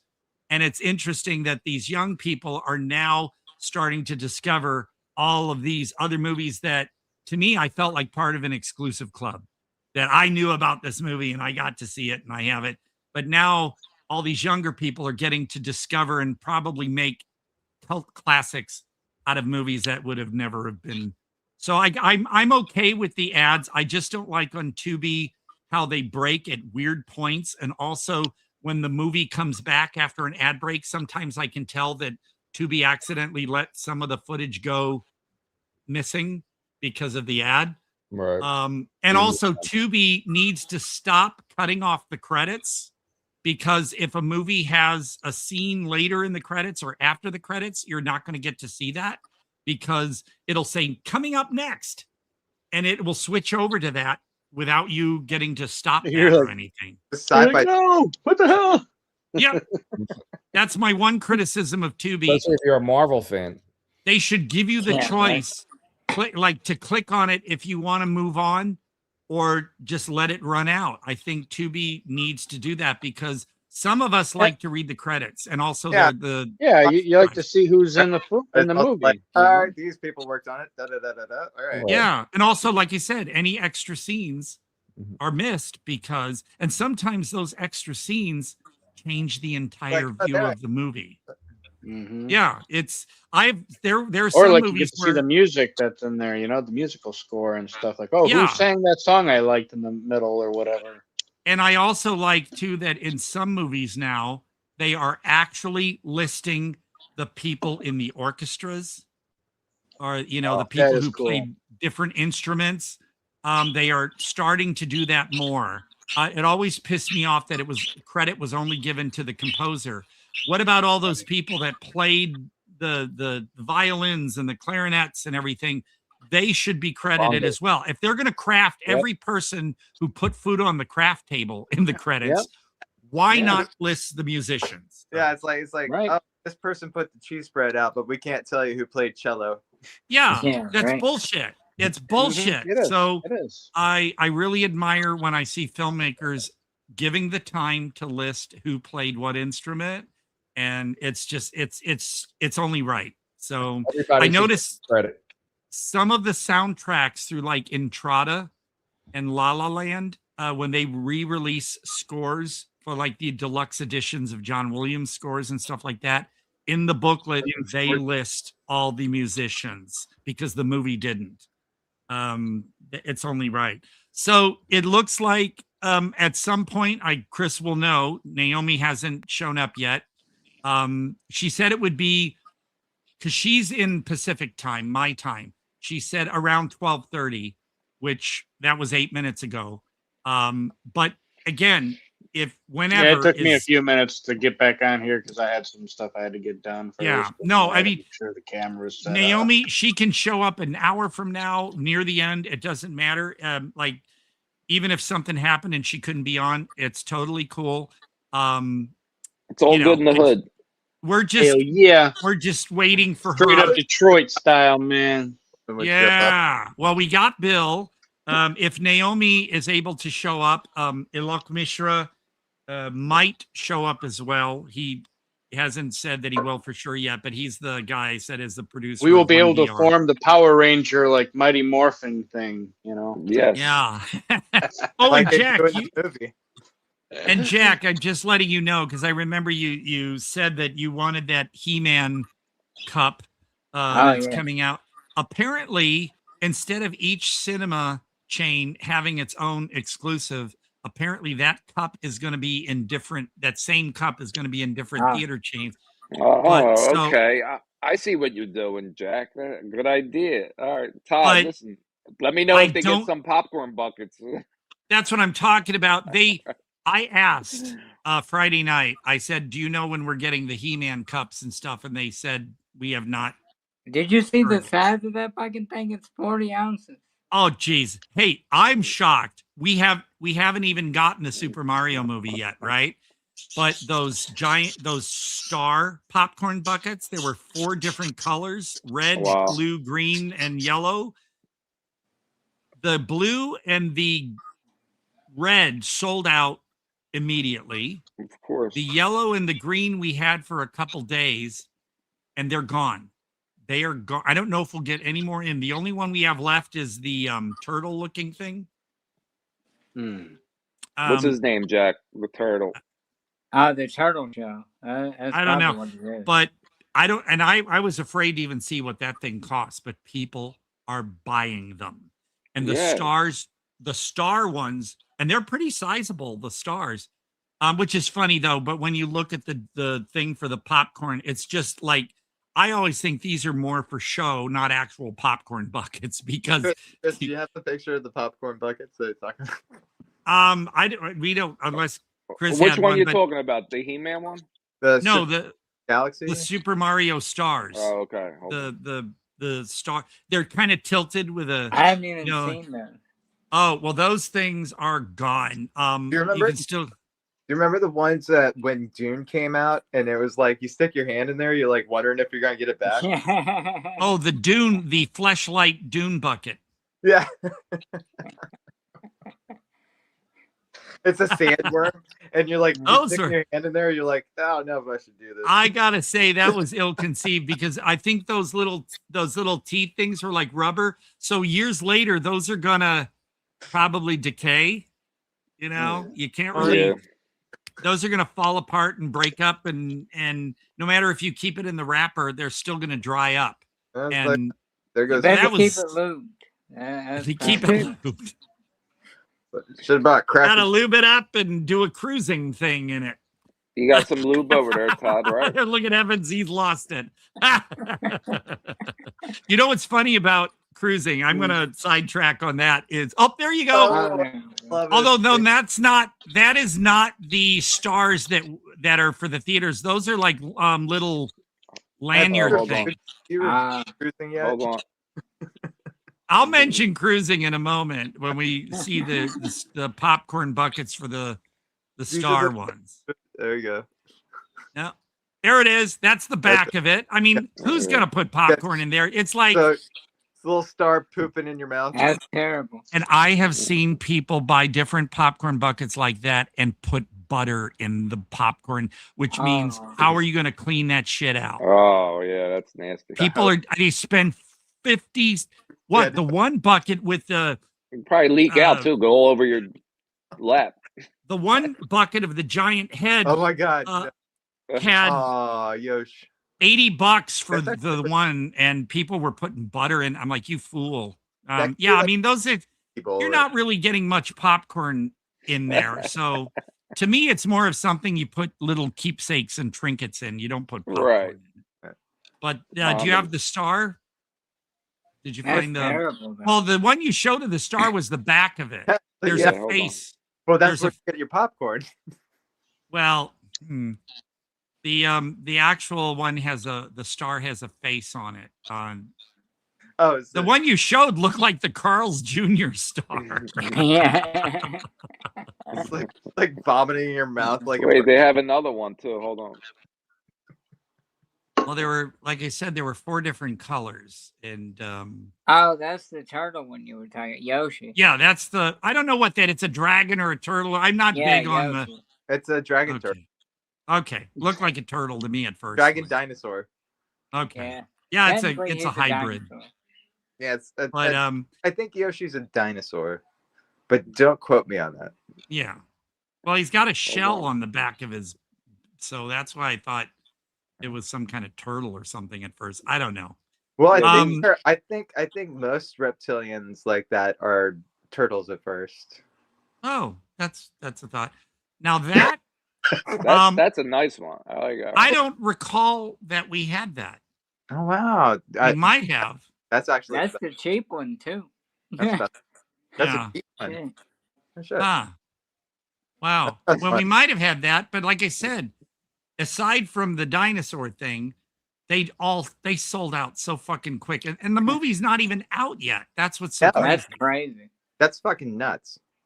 Yeah, and now here's the thing: people like you saw, John Logan Harley has 1,000,000 Funko Pops, and I don't know how people have all the room for that. But can you imagine? People are collecting practically every goddamn popcorn bucket that comes out now. They're gigantic too. So where do you put all that? Unless you put it in a warehouse or a room and just like a hoarder. Okay, Evan, back to cruising. Right. So Dave Thomas, not the founder of Wendy's, but Dave Thomas said that he had seen the movie Cruising and he saw that scene and he was appalled. he was appalled by it and disgusted by it. And so that's why so Dave from Wendy's liked it. Favorite movie. On SCTV, they did The Cruising Gourmet, which was like the Galloping Gourmet, which people remember that.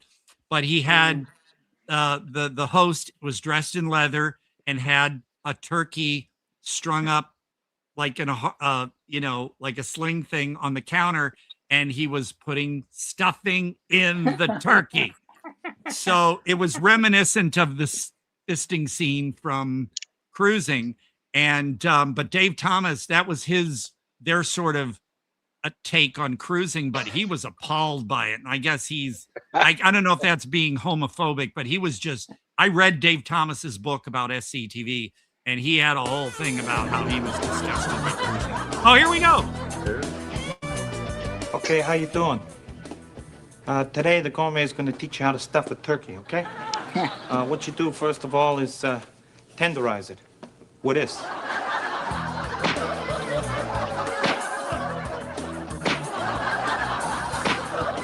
How you doing it? Okay, now the bird is tender. Now what you got to do is make sure the bird is dead with this. Hey, you dead? Huh? Hey, you dead? Huh? Huh? Huh? The bird is dead. Now we're gonna stuff the bird. He's Al Pacino, by the way. Yeah, that's good, huh? What's your preference, beaks or cheeks, huh? Okay, let's go. Hips or lips?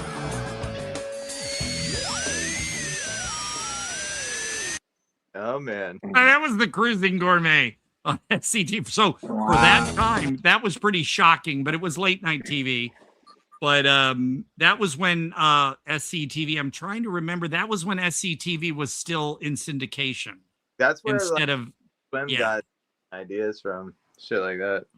Oh man, when I first saw that, I was howling because I was like 1 year shy of being able to see Cruising when it first came out. So my really cool aunt took me to see it, and she was not like regretting it or anything. I remember when we got back home, my mom said, "So how was it?" My aunt said, "Well, that was interesting," but she didn't say, you know, like, should we just like dedicate an entire episode just to Cruising?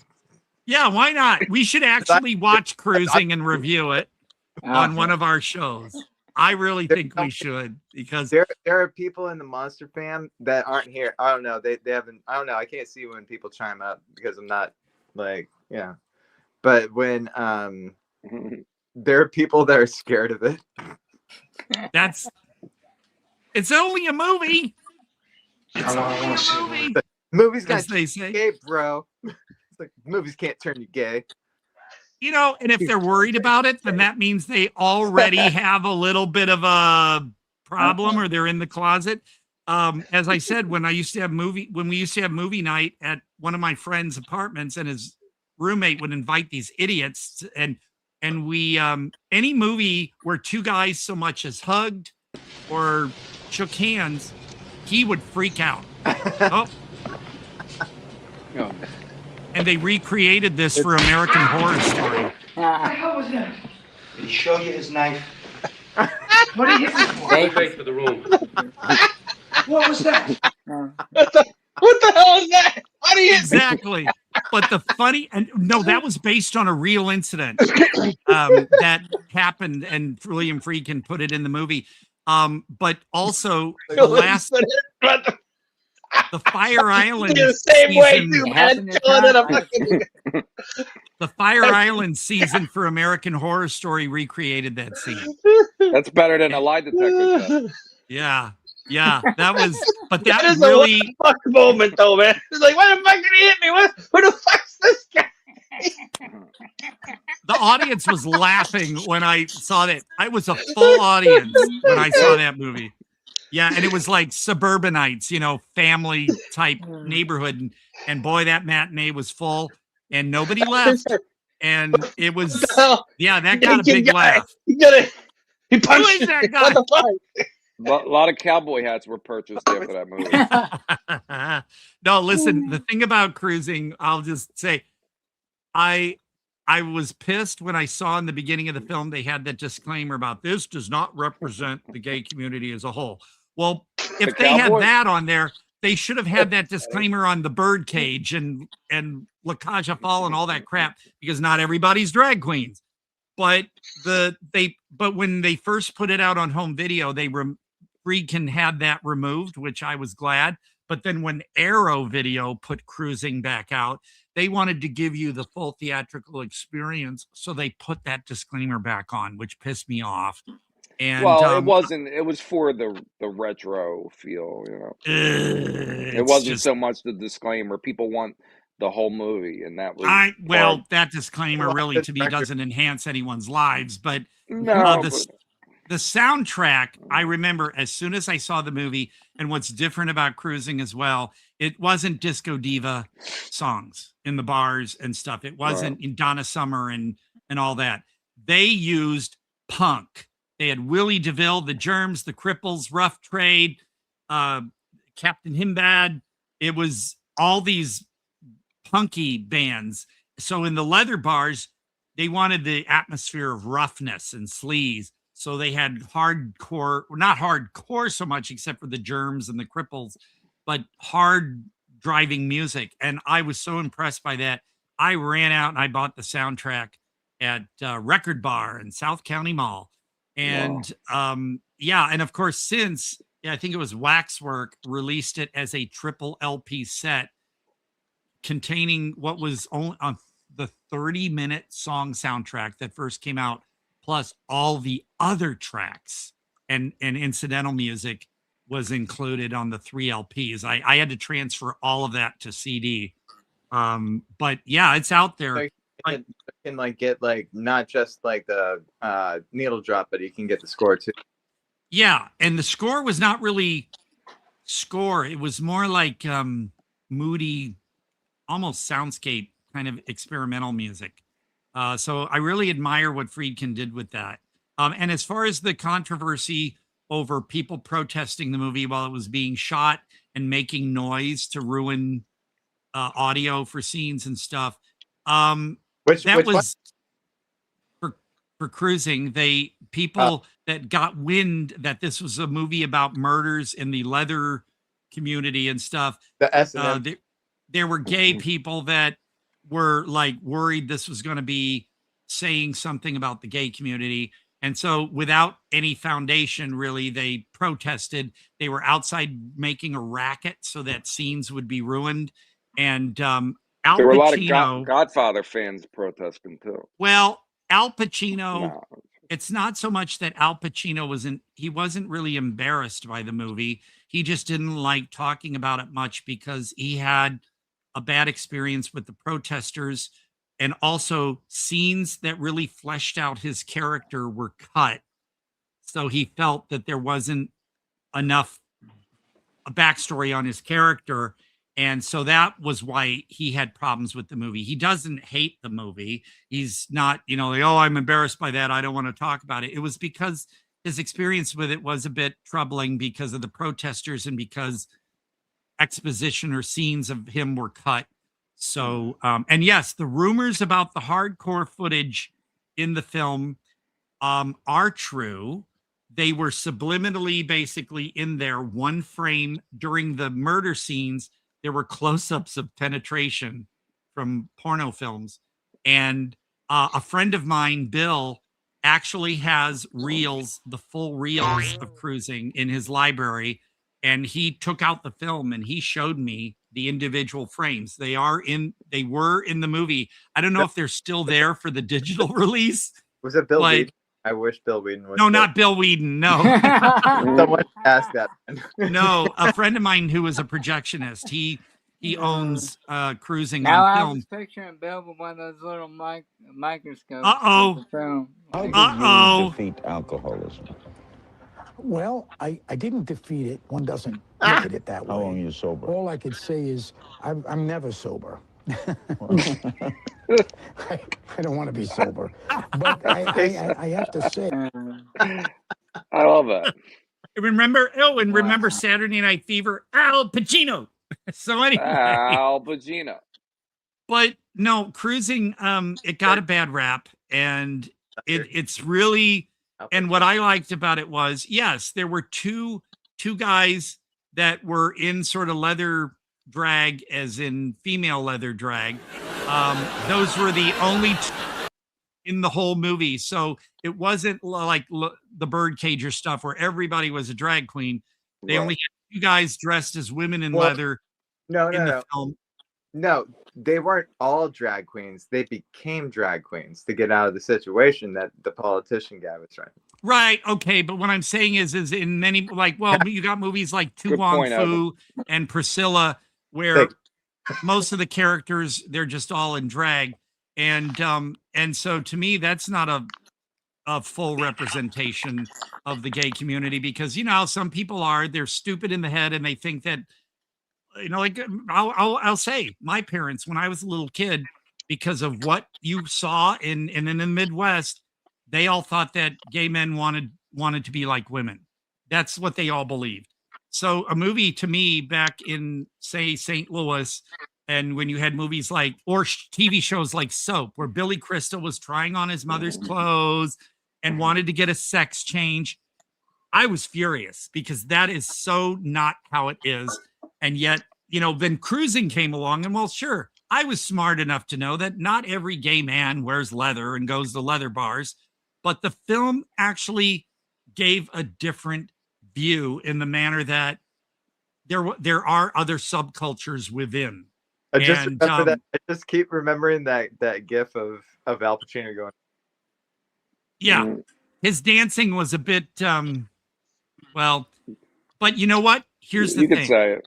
He was high on poppers, amyl nitrate. He was drinking. He was whatever. So he was in one of the revised versions of the film. Freakin' added like colors to kind of make it like he was on a trip. So his dancing was a bit awkward in that, given, but he was tripping out, man. He was poppers very, and drugs. very high. Yeah. So is that so his dancing like this was weird, because he was new to all of that. He had never experienced any of that before. So he probably thought he was doing some really cool moves. Well, plus he was sort of drugged out, and he was just like trying to. He's thinking he's doing something like that, but he's like, yeah. But no, and what's funny to me is a lot of the you nailed it. A lot of the extras in those bar scenes were from porno films, and a lot of the guys that you saw in the backgrounds and stuff. And Joe Spinell, Mr. Maniac Joe Spinell, was one of the cops in one of the cruisers. Movies, by the way. You what? I love Friedkin's movies, by the way. I love. Yeah, and you could tell he had range. I mean, everything from The Exorcist, Cruising, and everything he did. Oh, here we go. Oh God, are we good? That's just. Yeah, he definitely looks high in that picture right there. I wasn't allowed to watch this movie. Well, I was lucky to see it when it first hit theaters, and I've always been a champion of it. It's just, let's put it this way. I think also the public gave it some problems, because let's face it, if this were a movie about lesbians, leather subculture or something, the guys would be on IMDb raving about what a hot movie it is. Yeah, because it's gals. Oh, there's the red, white, and blue vinyl waxwork release that I have. And it's and luckily mine, the quality was good. The songs weren't all crackly and shit like some of the other releases. But yeah, that was wow, it's fun. We reviewed not only the birthday, but we did an extensive review of Cruising. Wow. We really do it next week, but whatever. Well, I know Cruising, I gotta say, it's just, for its time, it was pretty. You can still watch it, Evan. Risky for its time. I've watched that movie numerous times. I love it. Chris helps as soon as Chris helps me out with getting to on Monster Fam, I'll put Cruising on. Yeah, also, I don't know what happened. think of it this way: cruising we'll is figure it out. actually an American giallo. Yeah. Well, Todd, Because- what we started doing, Todd, because he is hunting down a killer. right.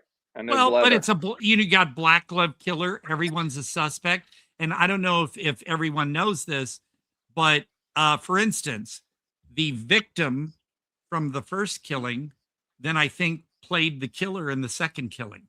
He switched actors so that you never got a good idea of the physicality of the killer. So he kept changing the actors, so you never. Yeah, like I think I read that in. Well, that's what what's his name Fincher did in Zodiac. Okay. Like you didn't even know if that Thomas Ray or whatever was. But there's a different reason, right? Well, are there multiple killers in cruising? No. Okay, here's the deal. You had the one killer, but they Because still then wouldn't used that create a continuity problem? No, because you never saw complete glimpses. So movements and some things may have looked differently. That was to throw you off. So he used now for different actors. Zodiac though, there's a point to that because Zodiac, there's theories that there were multiple now killers, and they still haven't caught the Zodiac killer either. Right, and everybody described them completely different. Although some people think it's Ted Cruz. So here's a spoiler alert for cruising for folks who haven't seen it yet. Yeah, there was one killer, but if you understand the ending of cruising, his neighbor, after they caught the killer, then Al Pacino's gay neighbor was killed.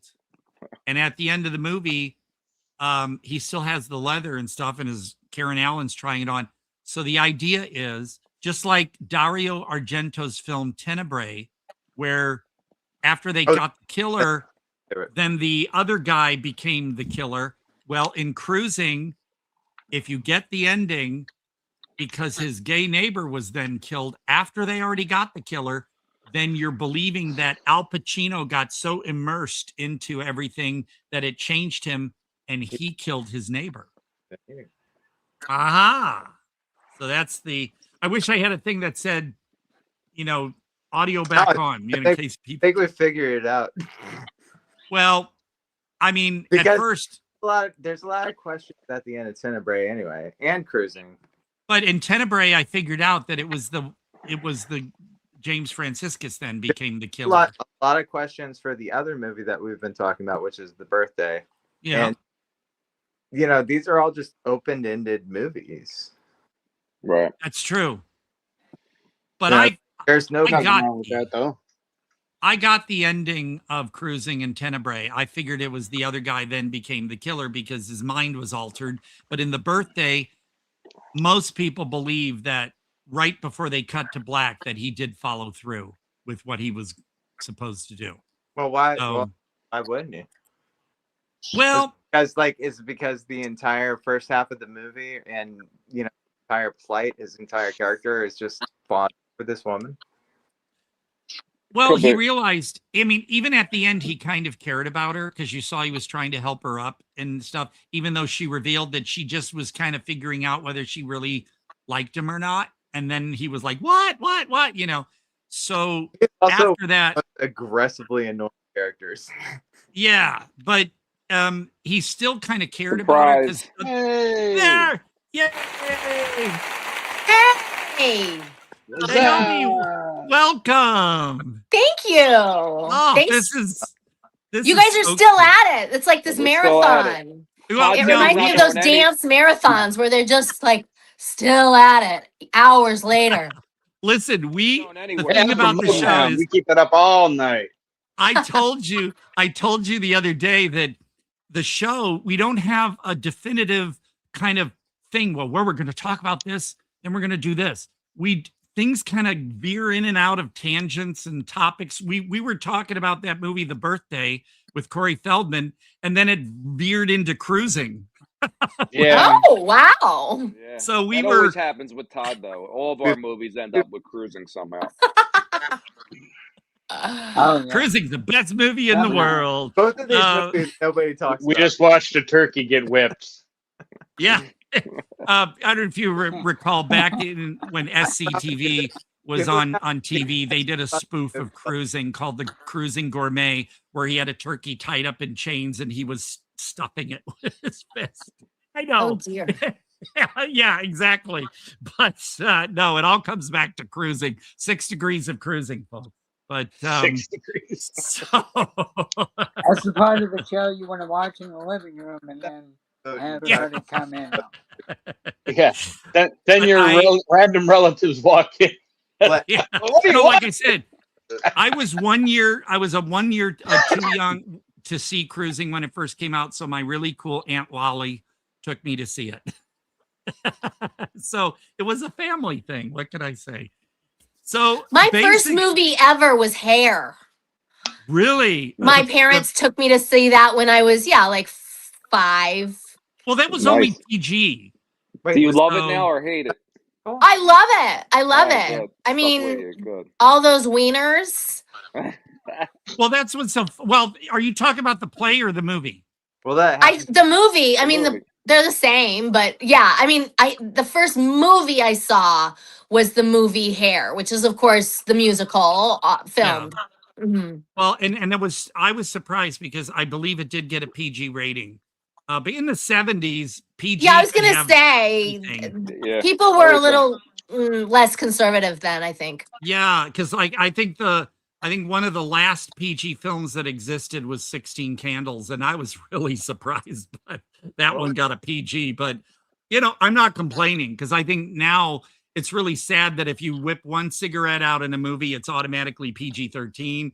And it used to get F-bombs here and there. Nudity, and it didn't explain what the PG rating was for. It just said PG, parental guidance. It was a grab bag.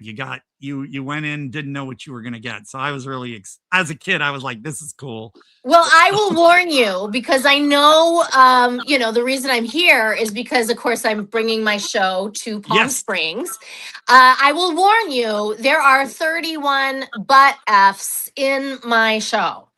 Oh, so if you're fine. I mean, if you're cruising, I assume that's how it ends, right? Isn't that the point? But anyway, yeah, there are 31 of those. It is not for children, although it's weird I even have to say that. I mean, it has the word whore in the title. Yeah. You never know these days, though. I mean, well, but it's got the pop screen. Yeah, Palm Springs on it. You're going to expect some BFing in Palm Springs.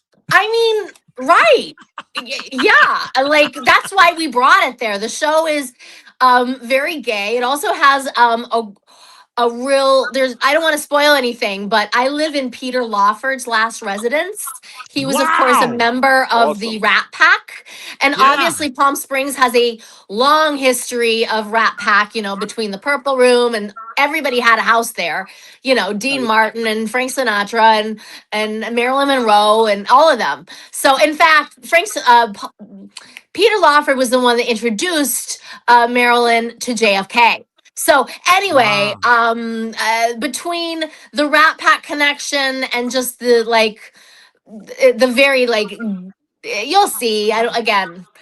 Well, you mentioned you mentioned the Purple Room because they have a Purple Lounge, whatever, down here in Palm Springs, and Lucy Arnaz was just there performing again. She always sells out.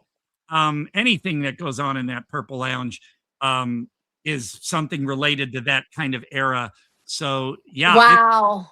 And Lucille Ball is actually a character in this show. Oh. I impersonate Lucy and Judy and Marilyn. This is good. Yeah. That's cool. You'll see. It's really the perfect place. Where I work at a theater, I've gained a reputation with the customers where I keep a stack of Blu-rays or stuff, and when people come in, depending on what movie they're seeing, I'll go, okay, when you get home, you got to look at this one. And so last night, certain cool people, and especially when they were like gals coming in, groups of gals, and I would say, do you watch American Horror Story?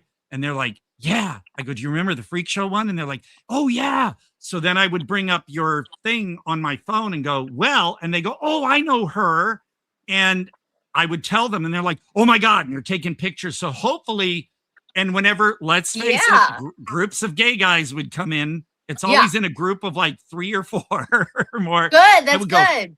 I would say, guys, and I would show them, and they're like, oh man, oh man. So I'm hoping this, you know, brings them out, but they seem very excited. Oh, for sure, for sure, for sure. I in the show, I have a relationship with a gay boyfriend. Basically, I have a boyfriend who has boyfriends, unbeknownst to me, of course, and that ends quite salaciously. So, like I said, the gays will be sipping their tea as they listen to that part, popping popcorn. The ladies, you know, will relate as well. I think, you know, honestly, this is my 3rd solo show, and my first show was sort of a coming of age story set in Argentina, which not everyone's been to, done that, you know. My second show was called Carnival Knowledge. It was basically like Sex in the City, different coast, shittier shoes. But I feel like that was a very female story because, you know, we've all dated down. We've all met Mr. Right Now, right? No, yeah. Oh yeah, yeah. But this show is really, I feel it's for everybody. Because while my story is unique, you know, I mean, not everybody has a room dedicated to pictures of themselves looking monstrous, or, you know, I mean, you know, I was #1 on IMDb. How many people get to say that? And yet, I think we've all hustled. We've all, you know, we've all done things that are compromising to our person, right? We've all done things that we're like basically whoring out, right, to get where we need to go or where we want to, what we want to be when we grow up. And that's I've done it. The left-handed one's the best one. Yeah, that's what this show's about. It's all about, like, you know, the compromises we make in order to, you know, get what we want in life. Yeah. Right. Well, I will admit though, that one little sassy movie I did 26 years ago, I was not forced to do that. So I will say that was my own doing. I wanted to do that. You know, hey, you do things in life too. You say, whether you have a bucket list or not, there are things you go, you know what? Like skydiving or bungee jumping or whatever. Hey, I think I'll do a sassy movie. And I'm proud of it because this is one thing, Naomi, I think you'll enjoy. A critic who gave it 4 stars and made fun of it, but it was with affection. He said it was hardcore hee-haw meets Pink Flamingos. It wasn't. Oh, I love that. And the director, this Thor Johnson, who directed it, said, "Oh my God, I love that review." He said, "Sure." He kind of made fun of things like you'll feel you need to kind of take a long shower after you watch it, but when he said those things, it just made you. I'm proud. I'm totally proud. So yeah, but I got a similar review that I swear. I mean, I should put this on the poster. I feel like I've been hit by a truck, but like a really good truck or something like that. I can't remember exactly what it was, but it was like hilarious. With quality, but like a really good truck. I wanted, like, I've been waiting for this truck my whole life. Oh, that's amazing. You know, this is where it all is. So basically, how you play just how many? I mean, because I don't want to do spoilers for people. But like, no, I won't spoil a thing. You know, I'm mostly storytelling. You know, it's like basically stand up, but it's a little more theatrical. Like I don't have the pressure to get a laugh. So, you know, if people are familiar with like Mike Birbiglia or John Leguizamo, I mean, their stuff is primarily funny, but it's not like, you know, standing in front of a microphone, this thing on, you know, tip your waitresses, you know, it's not like that. It's a little more theatrical. So, you know, for the most part, I'm just myself telling stories, but I do transform into 3 different characters. Those have been actually previously shot. If you check out my social media, Naomi W. Grossman, you'll see me in character as these 3, in this case, ghosts who I'm visited by during an acid trip. Oh, wow. That's great. I'm in. Yeah. Because Yeah, you're yeah. talking about shows like that. It reminds me, like you said, with John Leguizamo, I picked up when it was before DVDs. I did pick up his VHS of Mambo Mouth. And nice. It kind of also reminds me too when Bette Midler did Mondo, was it Mondo Biondo or something? And it was different things. So yeah, that's the kind of stuff I love. So I'll be eating this up, I'm sure. Oh, I know you will. Yeah, yeah. But so how long have you been doing this particular one show? This one. This debuted for the first time in 2023 in LA. Did a run here. From there, we've taken it to, I headlined the Denver Fringe. I did 27 consecutive performances in Edinburgh at the Fringe there. That was 2024. It was actually named one of the 10 must-see theater shows of the Fringe that year. That was a terrible Scottish accent, by the way. Please don't judge me for that. I'm basically Scottish, but I can't even do a Scottish accent. See, so it's you're hard. better than I am. I really have to just like pretend I'm a pirate, and then I'm spot on. But I did it actually. I'm in my hometown of Taos, New Mexico. Oh, there's my hot Mexican boyfriend. The gays are gonna love him too. Believe me. But I'm more for the big beards and stuff. But no, oh, I get okay, it. all right. You might be more into him now then. Manly man. But yeah, where else? I took it to my hometown where it was actually extended 3 times. Let's see, Boston. Oh, we did off Broadway in New York. In fact, I even it won 5 Broadway World Awards. One in LA for best solo production, and then 4 in off Broadway. Best best performance of a play, best production of a play, best direction, and best sound. You can play an instrument. Indeed. I mean, listen, my mom, my mom's a pianist, and I can play the piano too, but so the one song I know on the ukulele is not exactly representative of my, musical skills, but at the same time, I shouldn't be talking about musical skills when I haven't actually touched a piano in like maybe 30 years. So mine since 4th grade, I forgot how to play. As long as you touch the piano, that qualifies. Yeah, yeah. But see now this image here. There's some goatee going on there. Oh, is that more your type? Yeah. I can set that up. He's lovely. I can tell you right now, he's a journalist for Rue Morgue, which is like a horror publication. Yeah, you should know all about it. You're a horror guy. So yeah. That's amazing. I mean, he's in New York. I mean, it's not really geographically desirable, but I know. But today was your day, Todd. Yeah, today's your day, man. You live in Palm Springs. You must be getting it all the time. I gotta tell you, no, it's just I don't know what the deal is. Maybe I'm just too weird for everybody. But no, I've been. Let's just say I've been single since 1985.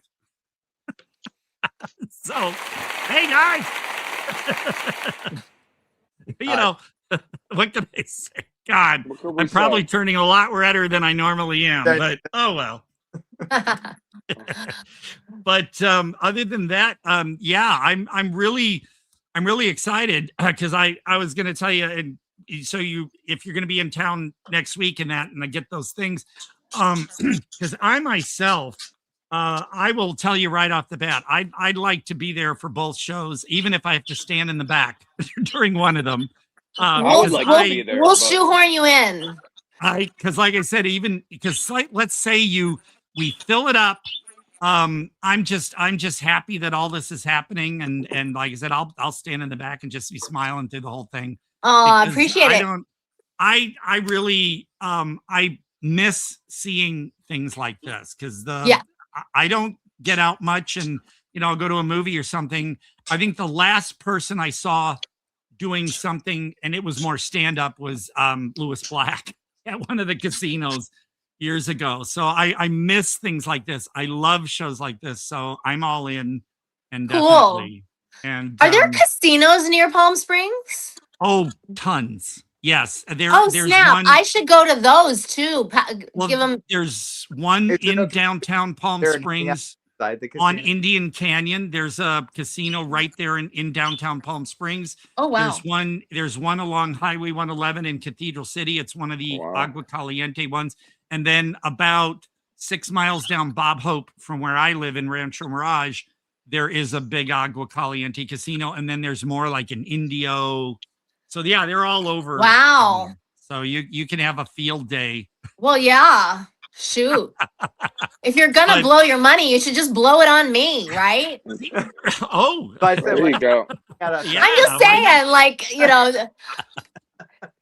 there's worse ways to, if you're gonna spin the dice on something. Yeah, I'm not a gambler, but I've like every time I've been at a casino with somebody, just to go along and have fun. And I'm not a drinker, but they'll stick a frozen strawberry daiquiri in my hand and I'll be fine.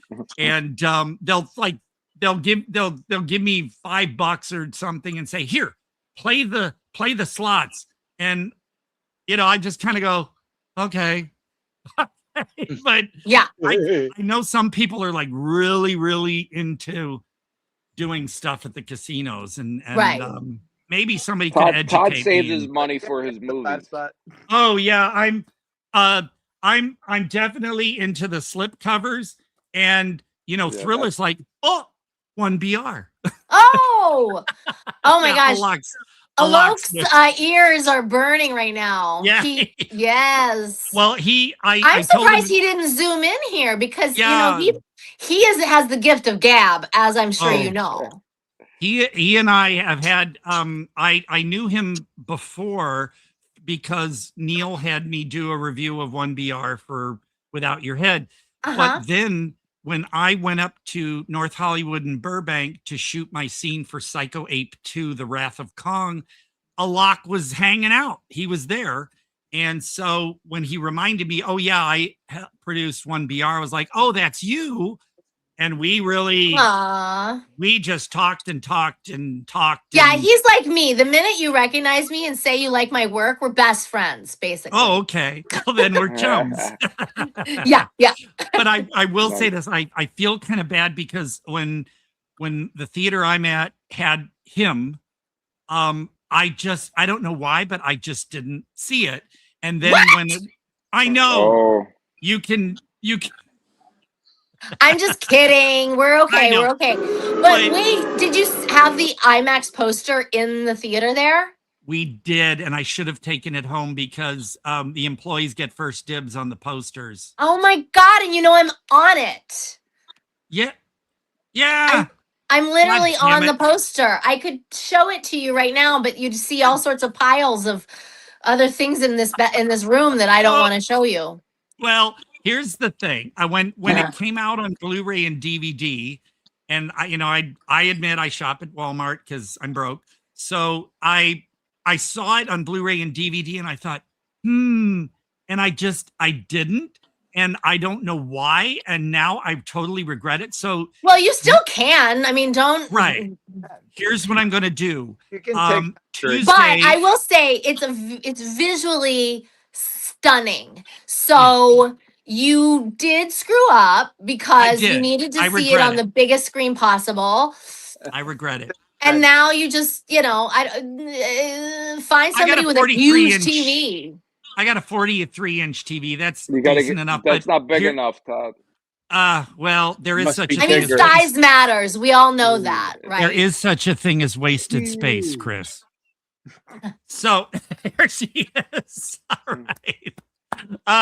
So what I'm going to do is on Tuesday, Barnes & Noble will have a copy of the 4K of Salem's Lot reserved for me. I'm going to go pick that up. And while I'm there, I am going to see if they have him on Blu-ray, and I will buy it as well. And that way, I will sign it at that's the what I mean. show. I am praying that they will have a copy. If not, then next time I see you, yes, I will definitely get something autographed. Well, and you know that's $30 at a Comic-Con. I'm literally, you can get, people can make money out of this. They should all come with a stack of photos. Listen, if I I'll was sign them. They can go off to Coast, eBay and it'll pay for itself. No, Well, I kid, of course, but if you happen to have an extra copy, you can bring it, and I'll pay you $30 and or whatever you want to sign it.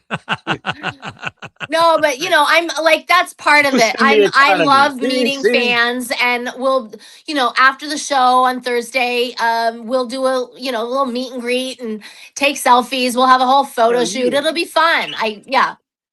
Well, and like I said, depending on whether like you said, you're gonna possibly send those cards, depending on whether or not those arrive. Well, I can tell you right now, Vistaprint did not offer to send extras, so that will not be happening. However, you will be seeing me in the flesh Thursday. I will pay you a visit with a big stack. So see, folks, I get an exclusive visit with. You know, that's the best. Like I said, I've got rosacea. I've got rosacea, so I'm a little bit red anyway. But I'm like looking really red now. I'm so like giddy. But no, it's not so much too about meeting stars.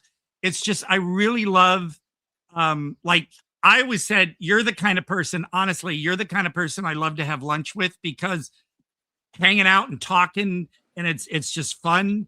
And I used to know, like, for instance, when Kay Ballard used to come in to where I work, she'd always be like, "Hey, cutie," and Joyce Bulifant would come in, and we just talk. And I realize I'm talking to, I want to say, regular people. You know, it's just really cool to know people aside from what you see on the screen and stuff. And it's just really cool. And you got a personality that I think with me as well.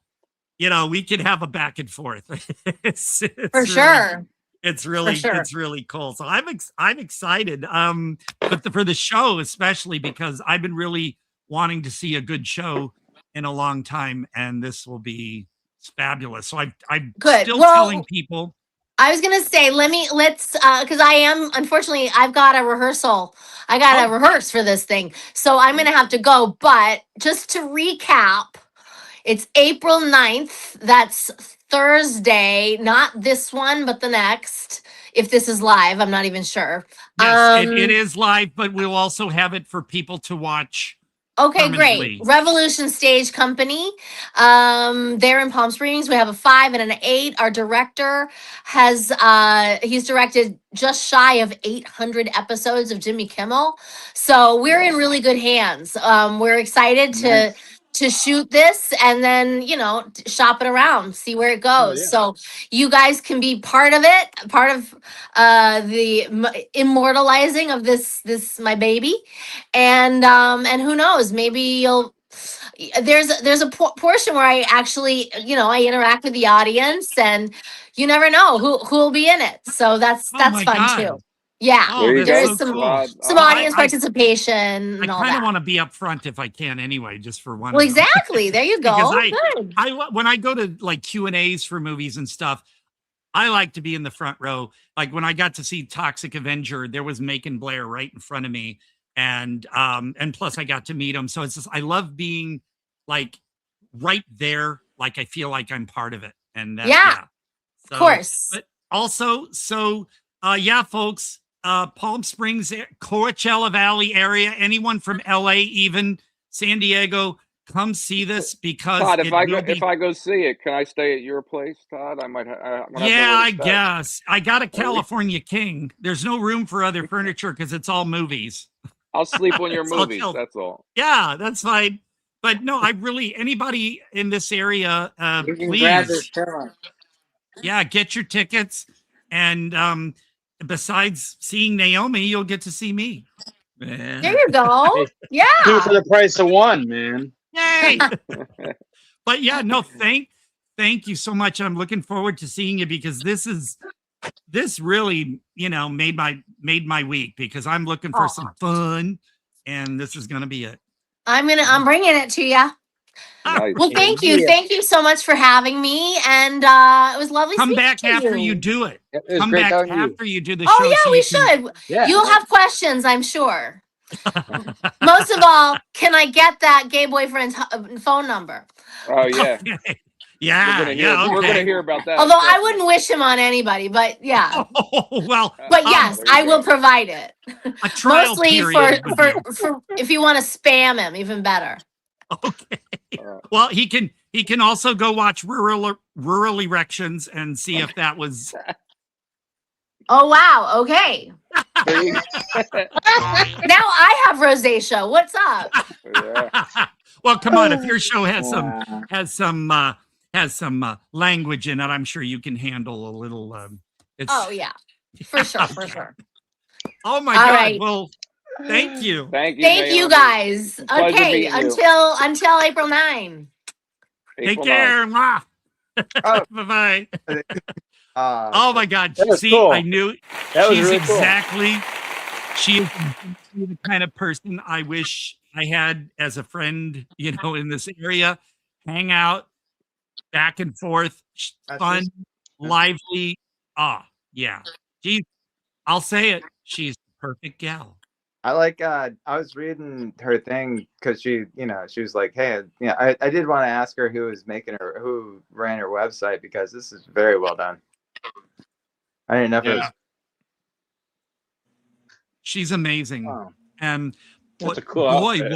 what they did now, she played different characters on American Horror Story, but that freak show one, they really worked her over on that. But that's why people remember her. She's a great method actor, man. People remember her Top Pinhead notch. character practically of any of the characters in that freak show season. She's the one that people remember the most because she really stood out. I mean, not just because of her looks, but it's her like the acting. Trilogy of solo shows depicting the evolution of Naomi Grossman. American Horror Story reveals her history of hustling from the odd jobs she's held to her even odder love life. Naomi gives it to us straight with a slight gay detour. Question semicolon. She's clever. Taking us on a transformative trip to Burning Man, an acid trip in the 60s, Rat Pack Rager, and along her own triumphant trip to Red Bull Girl Spanish teacher to #1 on IMDb. Yeah, I feel very honored actually to know her now because like I said, she's coming into town for some things and I guess to check out the theater and stuff. So she and I were gonna hang out and have lunch and stuff. So I just feel really honored because to me, I'm still starstruck by a lot of people. I'm like, oh my God, I can't believe, but I feel like with her, I feel very comfortable and can be myself because she's very lively and fun and friendly. And so I just am so glad to know her. I actually know her because I know Alok. I say Alok, but Alok, she pronounced it correctly. I can't get it right, but I know her through him. And I already knew about her as an actress, but I didn't realize the connection and then he told me, well, Naomi's coming to Palm Springs for the show, And then I didn't realize that a number I was given, I thought it was Alok's number. So when I wanted to get more details that I called, she answered and I was like, oh, it was her Naomi. number. Yeah. So I'll break it, stalker. How'd you get this number? No, the last thing I want is for people to shun me. So Todd no, again. I would no, but I really think it's so cool to actually know somebody like that because she's so much fun. Where is she from, Todd, originally? I East Coast, can't or is she remember. out there. but I know she's, you know, basically a Los Angeles person. Oh, okay. She's an LA teacher, so she's bilingual at least. Oh yeah, I'm going to quote Julie Brown, the comedian Julie, not Downtown, but the other one. Oh damn! When she said on her show, "Just Say Julie," about I think it was about Britney Spears or Tiffany or something. She goes, "What can't she do?" So I'd love to keep asking her questions, but she had to go. Yeah, no, she'll be back right. on. I'm sure she'll come back on so she can talk about how the show went and everything. And this is why I'm so pushing this show and telling everybody, because I want this to fill up. I want it to be a success so that she gets good audience reaction, because the better the reaction. Make sure you like share and tag me in it on Facebook. You know. Okay. Yeah, it just, we want this to be a success, because then, like Netflix was mentioned, and that we want somebody to go streaming service to say, yeah, we want to put this on our thing. And so I'm really excited about it, and I'm so grateful that she came on today, because she is a busy gal, and I'm glad it's just I'm just giddy. What can I say? Very cool. Oh, there. Very cool. Oh, I got to have Naomi on the show. I feel like so. That is we got to. What do you mean, you Todd? Okay, We all. Oh yeah, you guys too. Whatever. But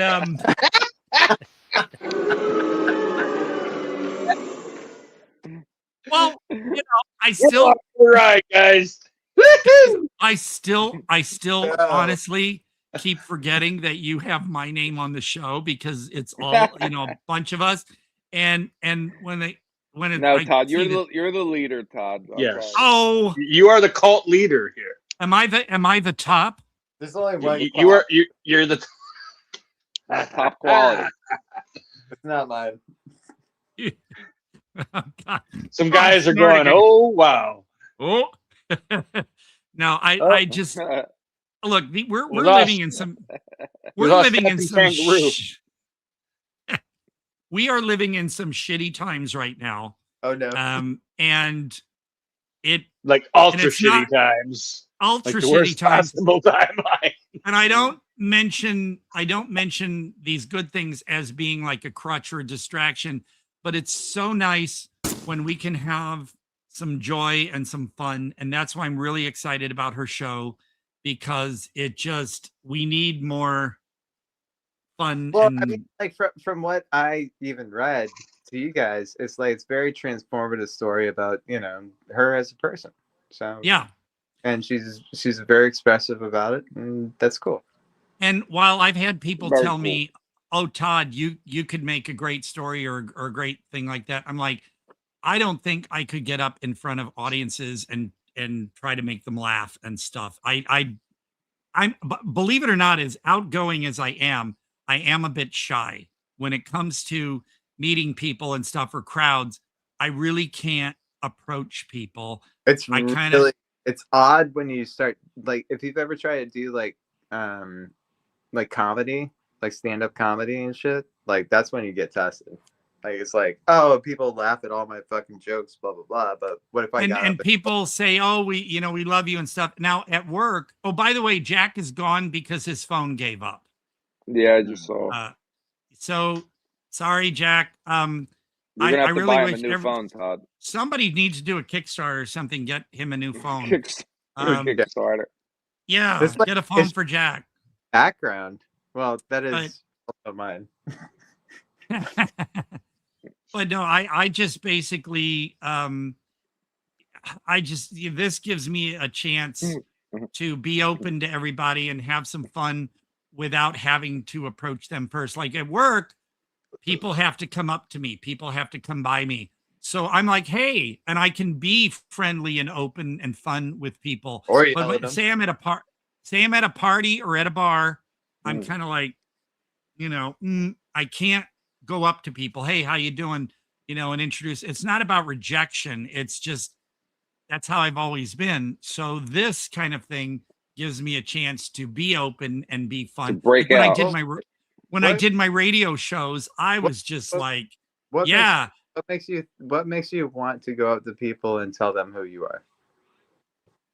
Or whom? It's a great question, Evan. Yeah, I mean, but you know how, like, especially you're in a social setting like a party or a bar, you know, people kind of want to, like, hey, how you doing? I'm such and such, or break the ice or something. But for me, I don't You know. just sit I'm back. just, I guess in a way, there's a fear of rejection in the manner they're like, oh God, do I got to talk to this guy or something? You know, like, yeah, I don't know. I just have never been able to really forcefully go up to people. So what I do at work, what I do here, my radio You don't have to shows be that I had. forceful about it. No, but You I don't mean, you don't have to like put them in a headlock. Like- Hey, I'm Todd. You're like, Yeah, this is an easier way of offering myself. You know, and this Spreading is so much himself fun. wide open for everyone. By the way, this is the coolest shirt I've ever had. It's just like Yeah, I was gonna say, what is it? Actually, that is a pretty Literally, badass like motherfucking shirt there, man. Yeah, it's Holy like shit. Hold on. Like, it goes around the back too. Oh my God, look at that. That's cool. Reminds me of my Iron Maiden shirt that I got. I got a band Iron Maiden shirt and it has samurai what's the Eddie, a samurai Eddie, you know, from Iron Maiden. There's only one mascot for Iron Maiden. Yeah, Eddie. Yep. Well, but have you ever seen the Iron Maidens, plural? Yeah, I like them. I got to. They play in Indio at one of the casinos, the Rock Garden, and they are. I saw them in 2012, and I got to meet them and get photos with them. But I was just in awe that here's these gals to me that look like supermodels on a stage just shredding those guitars. I'm like, holy shit, these gals are amazing. So even though I'm not much into Iron Maiden, I had a blast watching them perform and listening, and they obviously were having a good time. Who was the name of the bass player for Iron Maiden? Was it Steve Hayes? Shit. I can play. Would know that. Oh man, I'm trying to think. You might be right. Well, while he's looking for that, speaking of T-shirts, I forgot to mention that I am wearing "The Town That Dreaded Sundown." Oh, the original. That's a great one. It's a good one. Yeah. There they are, the Iron Maidens. Look at them. I mean, I don't know how old that photo is. I saw them in 2012. Perfection. But they look like supermodels to me, and they are talented as fuck. So yeah, they're amazing. I heartily endorse the Iron Maidens. Oh, look at you! Look at him. He's got a guitar. Oh yeah. Ooh, we're gonna get serenaded, guys. Oh, swoon! Oh hell yeah! Oh, that is badass. Oh wow! That is badass. Wow. Was that yeah? Head and an eyeball? Hell yeah, dude. Wow. Rad as shit there, man. Hell yeah. That's about as cool as my King Ding Dong lunchbox. Everybody's showing off. My Dots lunchbox. Well, that's even better. Yeah. Well, I was hoping Jack would have been here because, you know, he kind of labeled me. What was that? King quality ding dong or something? I don't know. But oh my God. The other. Oh, what do we got? Intensive The care. hospital board has decided to stop your experiments. Idiots. Don't they know this is unprecedented research? It's final. You don't have the proper qualifications. You are a general surgeon and not a neurologist. Bullshit. My studies have proved beyond a doubt that brain functions in prolonged comatose patients are so depressed that only shock therapy can cause the patient to snap out of it. Quite literally, snap out of it. You don't care about The the eyes. lives it costs. Oh? Oh! I I am the supreme ninja. Amy's Whoa! home alone too. Amy has a boyfriend, Ma.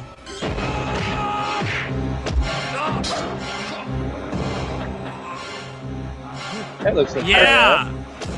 I'm gonna confess, I did pre-order that. I Did you? did pre-order that. Yeah, I can't believe I might it. get it. That looks I good. had a few extra bucks and I thought, okay, fuck it, I'm gonna get it. So obviously it hasn't arrived yet, but it was a pre-order. Is it off Vinegar Syndrome or Arrow? It's Vinegar Syndrome. Mm-hmm. And here's the fun thing about Vinegar Syndrome. Every April 1st, Distribution company of all time. every April 1st, they have an April Fool's thing. So last year it was here it is. Last year it was this. And look at the severed head. Right. And it came with a Blu-ray of Good Girls Do or Good Girls Don't. I don't know. And some other movie. They were pretty lame. But the year before that, it was Side Roads, but it came with a blank slipcover that you could draw on, which I've shown it on this show. My friend Timberella designed the slipcover. Dude, you got so much shit. I know. That's why I only have one piece of furniture in my apartment. Everything else is shelving. But this coming vinegar, he doesn't even have any dishes. He has no silverware or anything. Either. I do have it's in the kitchen. I do. Well, actually, where in the fuck is it? Here it is. I do have a fork. Oh, that's right. Cheesecake. Right. You have one fork and a dish. But for the cheesecake. Just for the cheesecake. For this coming April when you 1st, when you open the drawer where the forks and knives are, they're movies. They're DVDs in there. Yep. About silverware. There's slip covers. Spare slip covers. Cabinets everywhere. Oh my God.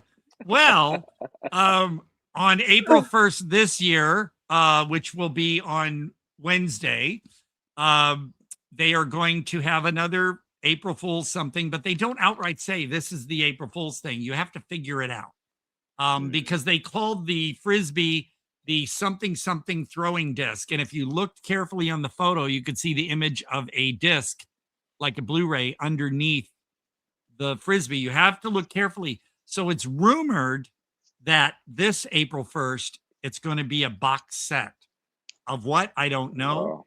They'll probably have some item attached to it that will be offered, and you kind of have to figure out that that's the April Fool's release. But being it's possibly a box set means it's going to be more expensive. So yikes. But because the thing is, I try to always order whatever Shudder release that they have. So I've got to try to see if I'll have any money to get the April Fools and maybe a Shudder release or something, because they've got 28 new releases on April 1st.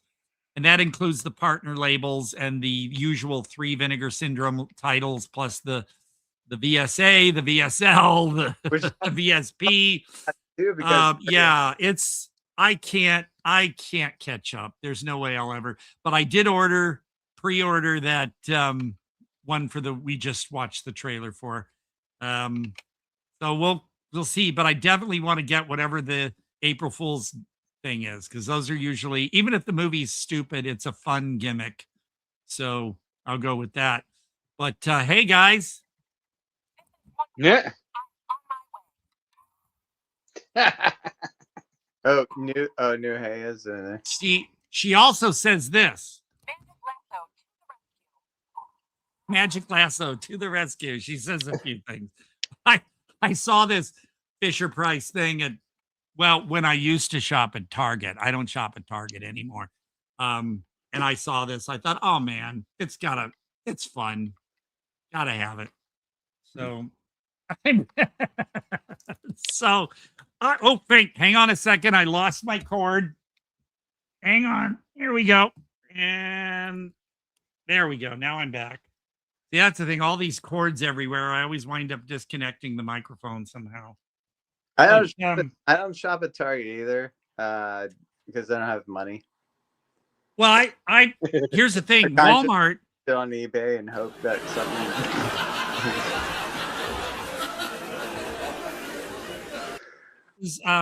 Everything's gone up like $2. Although the chicken crackers I like to buy were $2.86 a box. Now they're $3.12. Like within 1 week, they raised it up that high. But Target, the thing about Target is also people have problems with Target because they got rid of the DEI program. So people were mad about that. Target caved and apparently stopped displaying stuff for Pride because groups were complaining about that. But also, here's my thing with Target. They're becoming a little more, I want to say, high end. A lot of things I used to buy there, if they still carry them, are more like bookshelves and stuff, are more high grade. So they're more expensive. And also just things, the soap I used to buy my sandals there. They don't carry any of those things anymore. So I have no reason to shop at Target at all. The shoe department, here's the funny thing. And I've told them about it. I said the women's shoe department was about the size of my apartment. But the men's shoes, last time I was there, and this was during the pandemic, the shoe department for the men tucked away in the back of the store in a corner, maybe about 6 shelves, and all one brand, Goodfellow. And so they didn't carry, it was like just a few selections of shoes for men, but the women's shoe department is massive. And I just thought, well, I can't even get my sandals here anymore. And they didn't carry the Neutrogena soap I wanted anymore. So I just said, why am I in here? They don't sell movies anymore. Why am I here? Why am I here? I was there during the pandemic because one morning I got there 4 hours early to be the first in line so that when the doors opened, I could get toilet paper. And it was bad because soon as the Target doesn't have movies anymore? No, they don't carry movies anymore. They stopped. They stopped a couple of years ago, or a year and a half ago or so. They stopped around the time Best Buy stopped selling movies in the store. Is that all of them, or all of them? Yeah, and they still sell TVs and stuff, or yeah, but they just don't sell movies. So weird. Walmart and Barnes and Noble are the very in this strange. In this whole valley. Barnes and Noble and Walmart are the only places you can get movies. That's They're pushing streaming. That's why.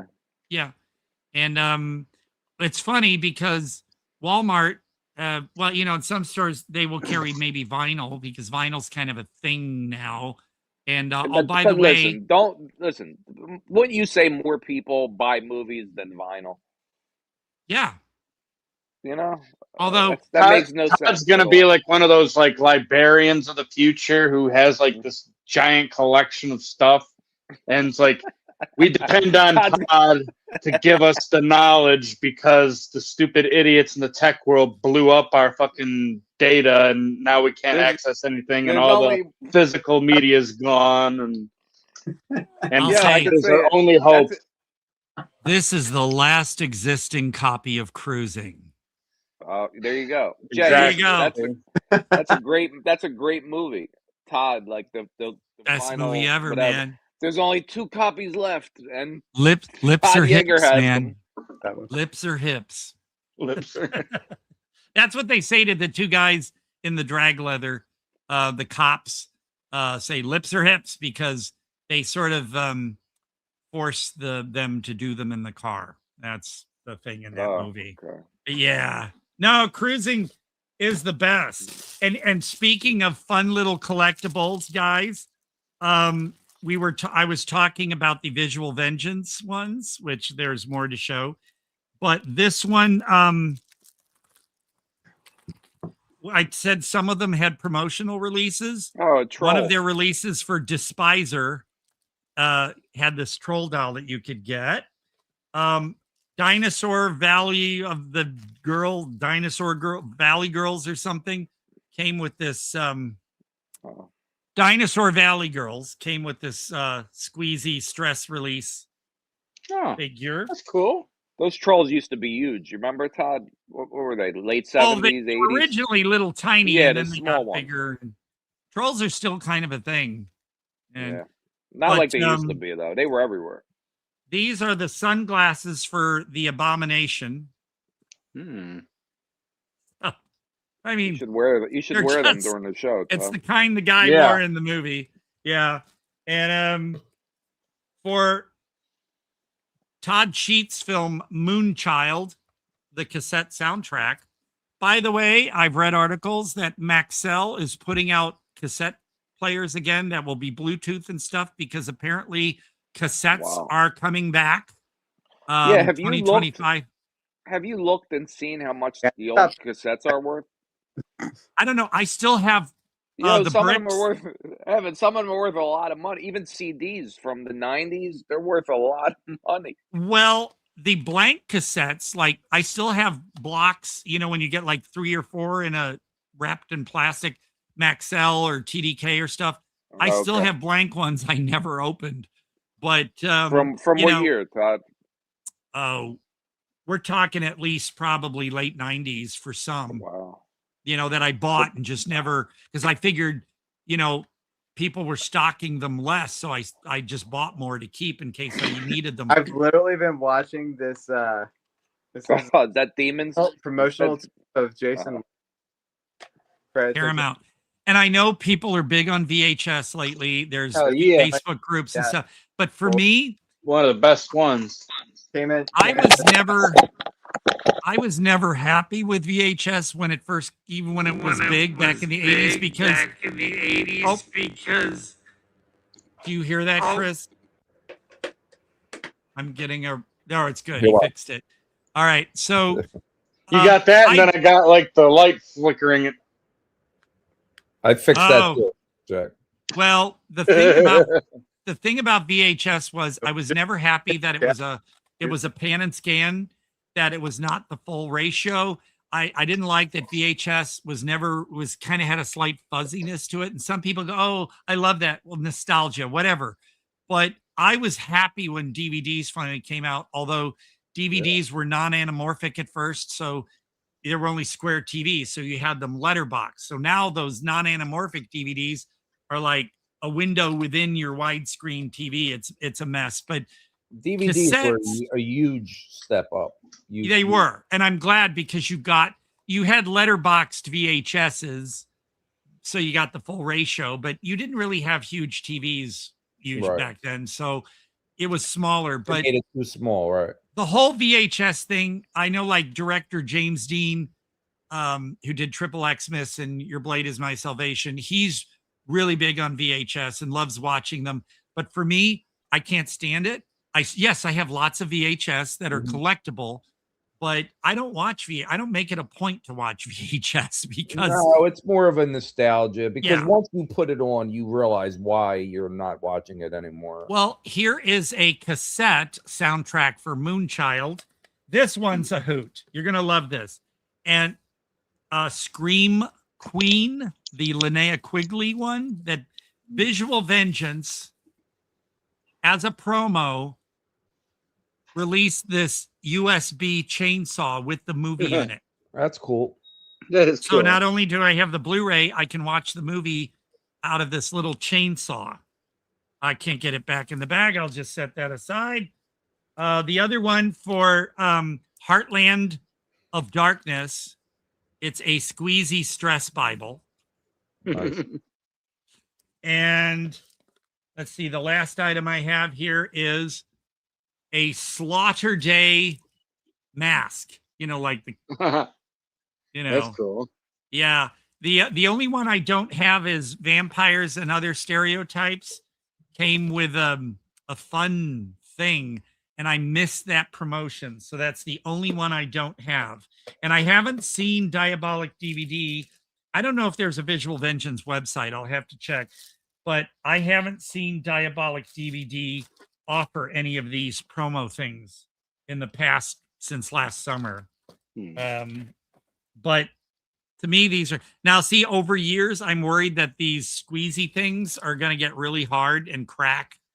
I don't squeeze them, but I'm worried that these are going to dry up and crack and the stuff will come off. But what can you do?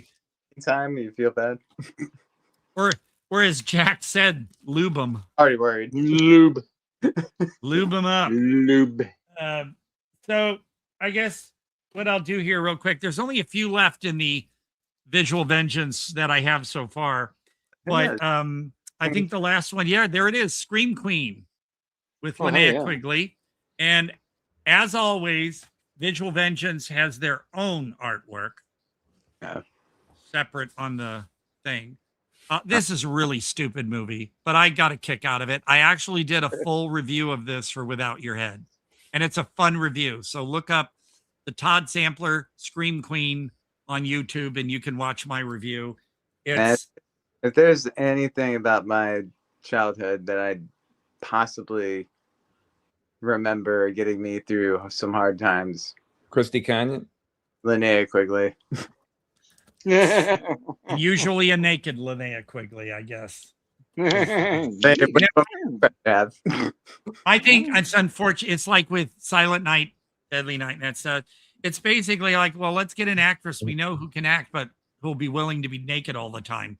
And maybe Linnea Quigley is totally fine with that. Yeah, I'll do anything, and that's good. That's fine. But I just kind of sad when they basically get actresses mainly so they can get them naked all the time.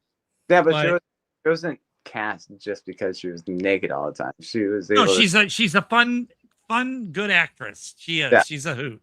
But you know, back then a lot of times was easier to get an actress who'd be willing to nudity. The next one is, well, I think I showed The Wrong Door. Which is The Wrong Door. You're in the wrong door. Oh, geez. Wrong door. Cruising. Like Roadhouse. Cruising. Well, instead of doing like what they do on Family Guy with Roadhouse, I'll go cruising.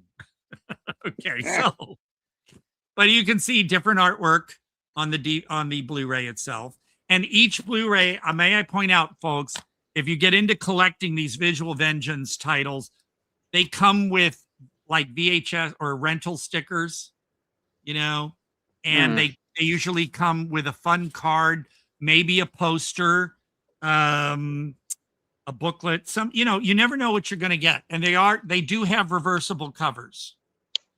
So you got that choice. So that was, oops, the stickers are sticking out. I don't want to wreck them.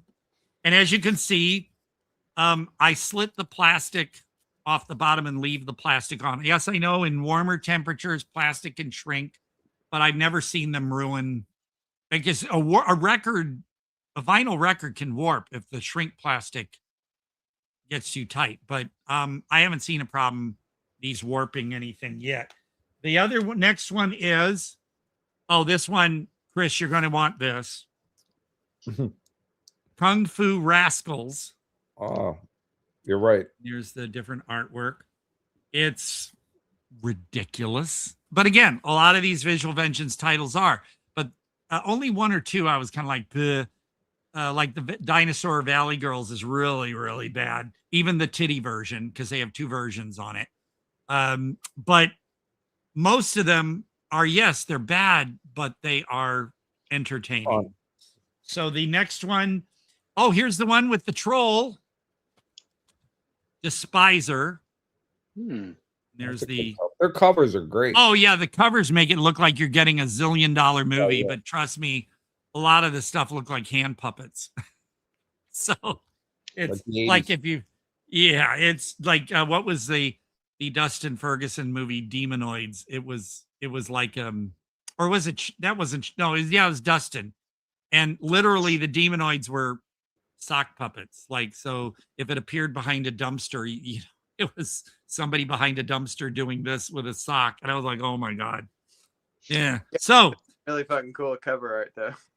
Yeah, fucking cool cover art, just like this one. Oh, this one again, Chris, especially Furious. That's a good one. This one I had so many laughs with this one because it, the guy's trying to be so serious as this martial artist, and you're just kind of like going, oh my god, because a lot of that sound effects, like when people hit each other, it sounds like it plays it instead up of just it's bam. Wow, yeah. It's oh my god. Okay, call it Here's first. all right. This one, ugh. And by the way, the slipcover was done by that guy that I used to have problems with doing the basic porno art in the back of Dark Side magazine out of England. He's no longer with the magazine, so now I'm buying it again because I was just sick of seeing these basically pornographic images of women being raped by monsters. And it was just like, and the magazine has great journalism, great research, wonderful articles, but then in the back would have naked women, and they'd sometimes have to slightly censor them. But anyway, Dinosaur Valley Girls. That's the, I mean, I can get away with this, but that's the kind of art that guy would do. And his would be more explicit. And yuck. But here's the better art. That's good. That dinosaur's about to take a bite out of that ass, man. Yeah, but this straight up. This. Straight up. Oh my god. And the movie is Straight my up. god, the movie costs Does like that 10 happen in cents the to movie, me. Todd? Does the dinosaur or eat ass or no? No. No, but here's the thing. There is some stop motion animation, which as bad as it still makes the movie interesting. But here's the puzzler. Karen Black plays one of the cave women. Oh wow. Wait, when's that picture from? What from this movie? What year's the movie made? 1996. Oh, okay. All right. So it is. I was going to say because all right. And there are two versions. There's the tame version, and then there's a version where the gals get topless here and there. So you got a choice. It's bad.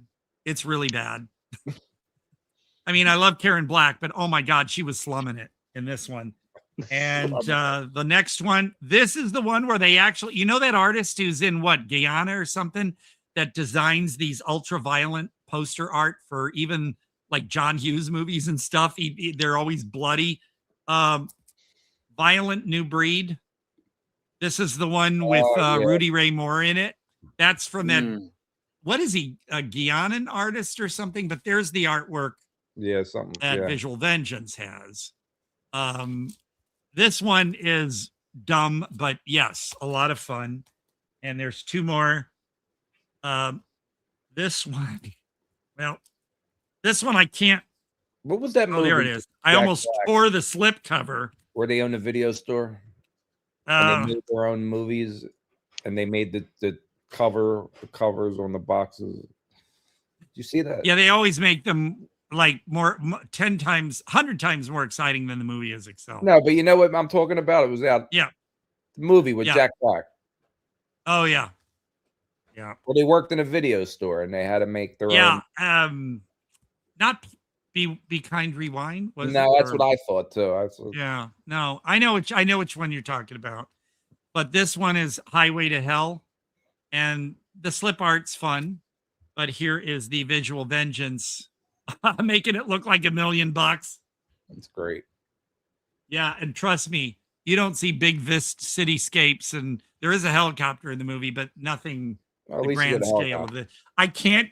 What I'm going to have to do is I'm going to have to get a business card and put it on here so I can slip it back in because it catches on the slip cover and it'll tear the plastic. Yeah, they start just like Vinegar Syndrome's VSA, the archive ones. You have to slip them into the bottom of a hard case, and you have to go in sideways sometimes. Yeah.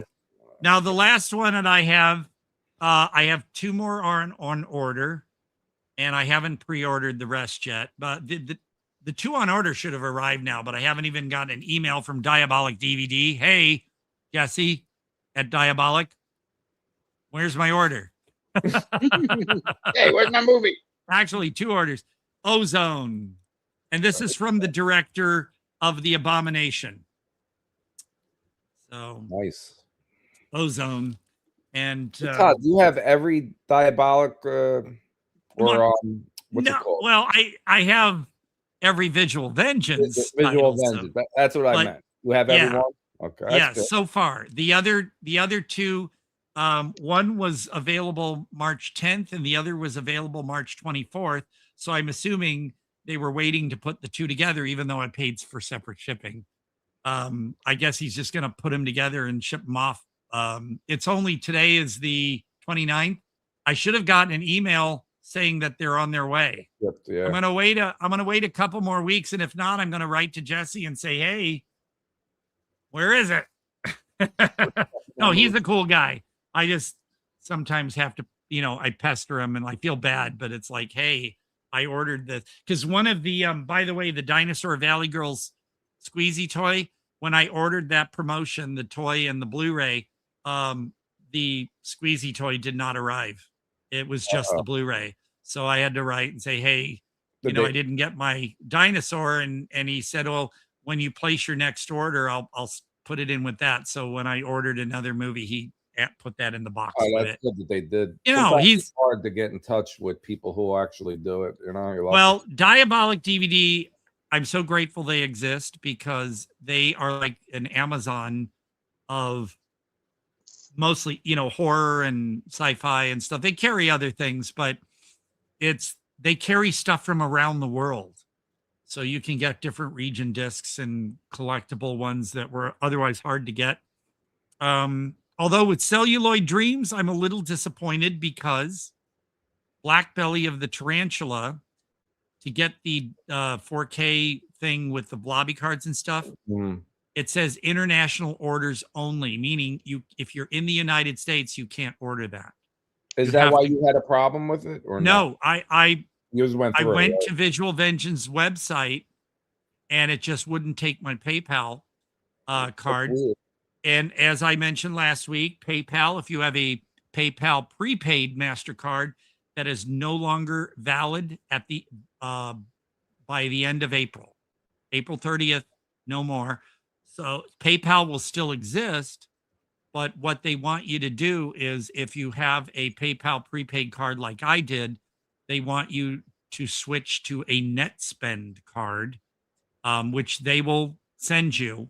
And I've already activated mine, but I asked, and I think they were very confusing. I said, well, now that I have a NetSpend card, can I connect my NetSpend card to PayPal? And, because you can connect any credit card you want. But I think I think they were confused or they said no.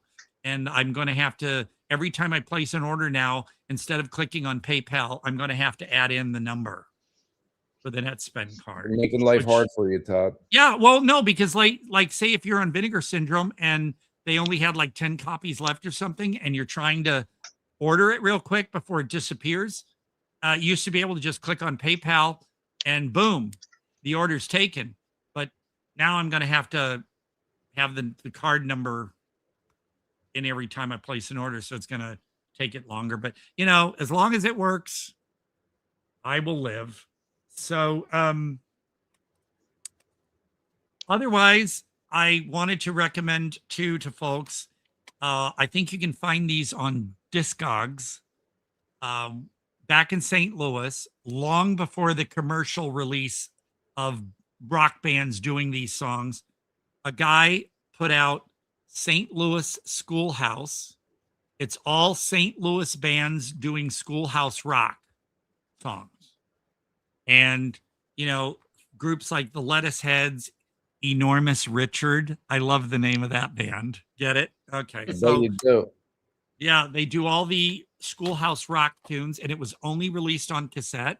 This is a promo copy because I got it when I was at KDHX. They put it in my drawer. So what I did is I transferred all the tracks to CD. But if you can find this, because in the mid-90s, they put out a commercial, not these guys, but there was a commercial CD of all alternative rock bands and stuff doing schoolhouse rock tracks. But this came first. So this was ahead of the game. St. Louis Schoolhouse, if you can find it anywhere. I think, like you said, some were sold on Discogs. It's cassette only, but get your hands on it if you can, because this is Dr. Tongue's 3D House of Cassettes. There you go. So other than that, I'm going to, because I've seen this posted on video appreciation groups. this lately they've been mentioning Paper House, directed by Bernard Rose, who directed Candyman and Immortal Beloved, and also the Frankie Goes to Hollywood Relax video. He used to be a rock video director. Yeah. That's something to have. This in your movie adventures. is one of my all-time favorites. It was a Vestron release, and here's the thing. I know that song.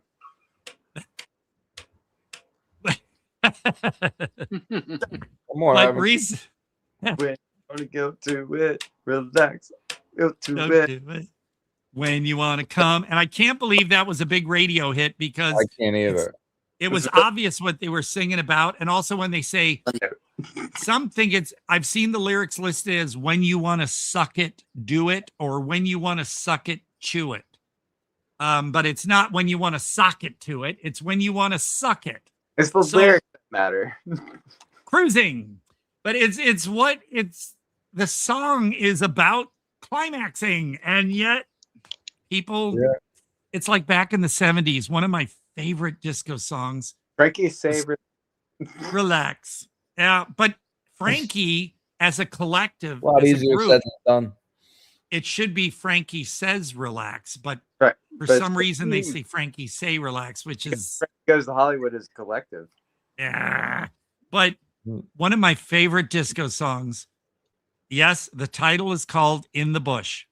Oh yeah, push. And push in the it was bush. played Push, on push. Casey Kasem's Top 40. Yeah, push, push in the bush. You know I like to go. I know that I mean, oh my God, it's obvious what they're singing about, but Top 40, Casey Kasem with America's Top 40. Here's In the Bush. My music, you know, I'm just like, oh my God.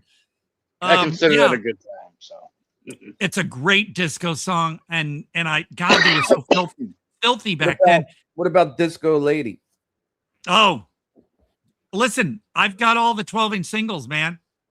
My favorite is the 12-inch long 7-minute version or 8-minute version of Roller Skating' Mate by Peaches and Herb. You know, they're famous for Reunited and It Feels So Good and Shake Your Groove Thing, Shake Your Groove Thing. Well, Roller Skating' Mate is the ultimate roller disco song. Gotta say. I'm not familiar with that one. Oh, I mean, look I it up. might have heard it. I probably heard The long version is on YouTube, and the long version does take a while before the vocals kick in because it's a 12-inch version. So, Right. like the Ewok one earlier, you just heard the music, but if you played the 7-inch version, you'll get the awful nubby nub yub nub nubby nubs, whatever. Yep, yep. Yub nub. God, I can't say it with a straight face. So the 12-inch or the 7-inch is what you're saying there, Todd. Eh? Yeah, depending on what you can take. Ugh. There's my new ringtone.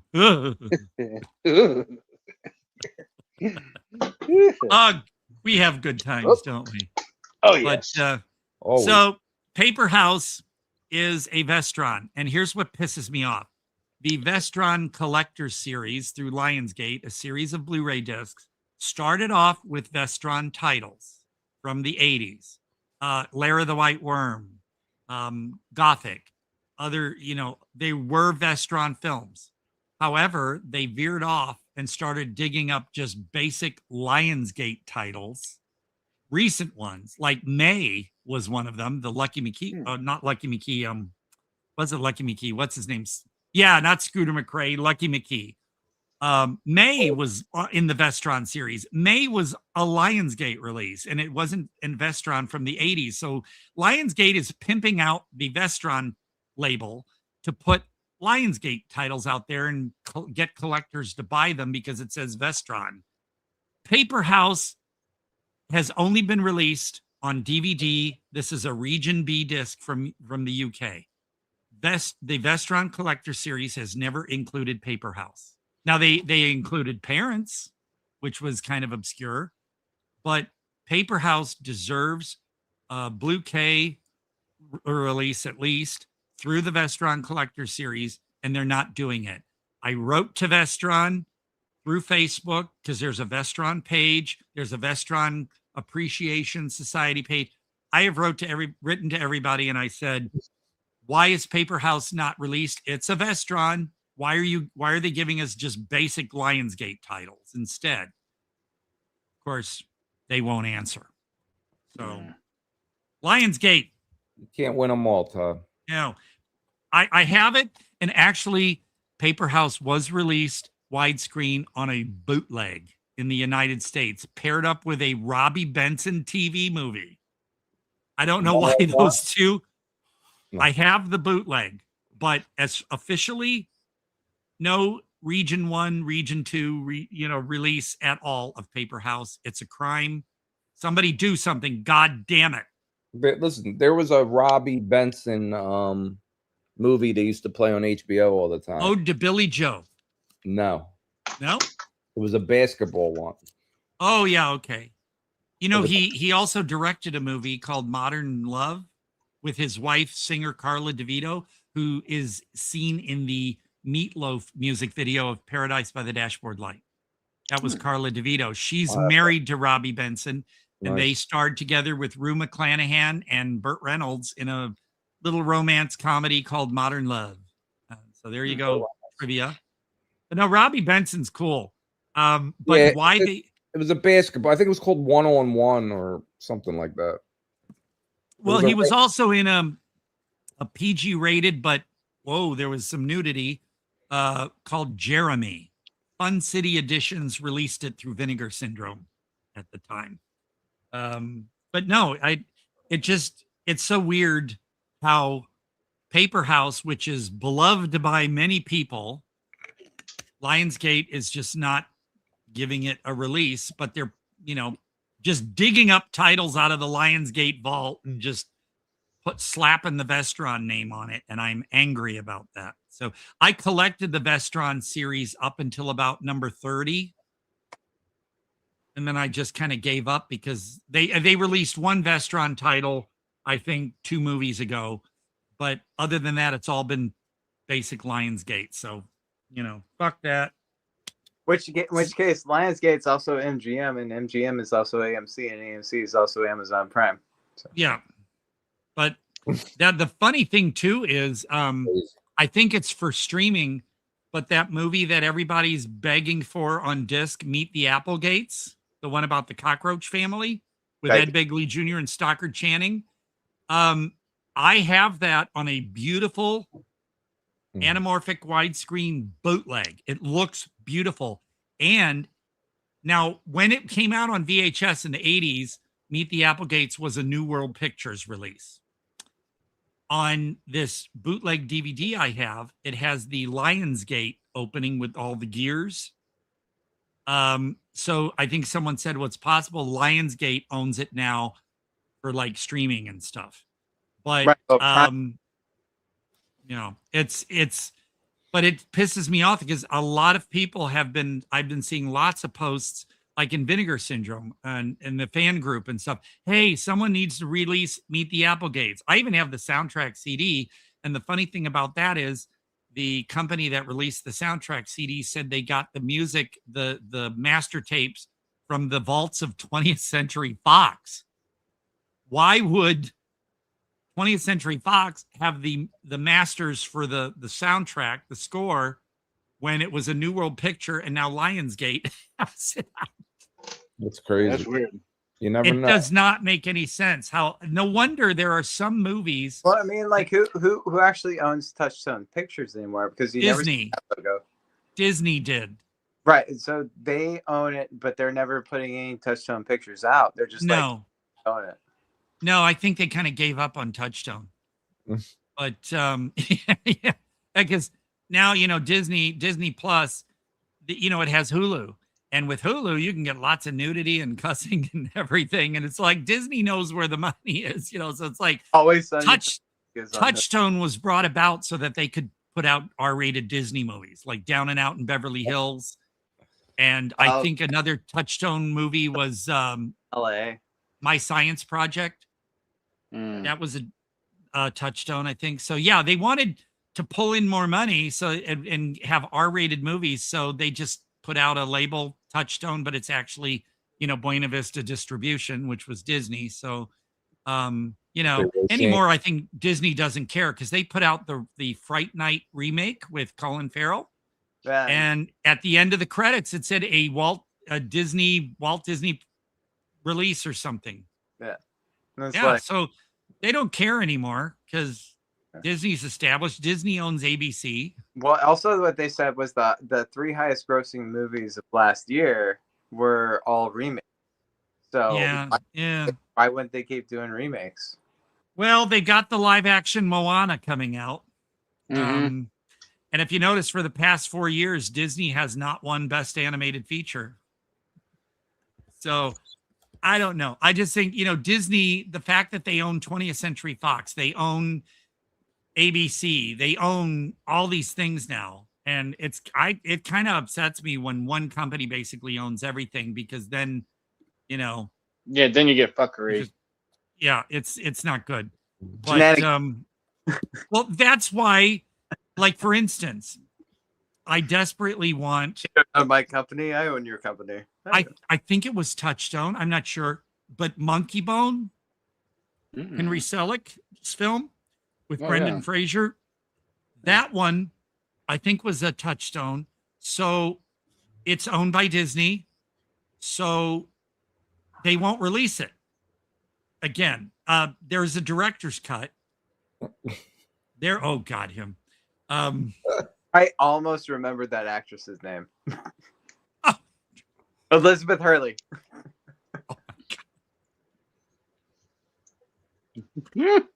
Chris. But Monkey Bone, people want Monkey Bone on Blu-ray. It never has been released on Blu-ray. And the director said there was a director's cut, but who owns it? Disney. So, oh no, it was 20th Century Fox. That's right. So Monkey Bone is 20th Century Fox. So Disney owns 20th Century Fox. They're just not going to bother. Maybe they'll put it on Hulu or something, but they will not put it out on Blu-ray nor restore the director's cut. And that's a shame. So yeah, when you have one thing owning a bunch of stuff and all that control, but like I said, I'm just pissed about, I think Lionsgate has a ton of really great movies and releases. I really, you know, like their Vertical label is, what was it? We Bury the Dead. That zombie film was a Vertical. And so that's Lionsgate. But the fact that Lionsgate is just pimping out the Vestron label just to sell their own Lionsgate movies is wrong. And it's, you know, it's fooling people. It's a bait and switch. So Lionsgate, shame on you.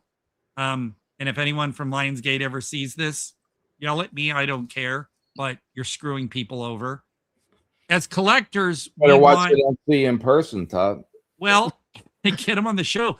As a collector and a fan of Vestron films, and see, here's also what they're doing. Lionsgate is also releasing Artisan and Trimark movies, which were Lionsgate, as Vestron releases in the series. So it's bad. Now, speaking of Jack Black, well, I forget.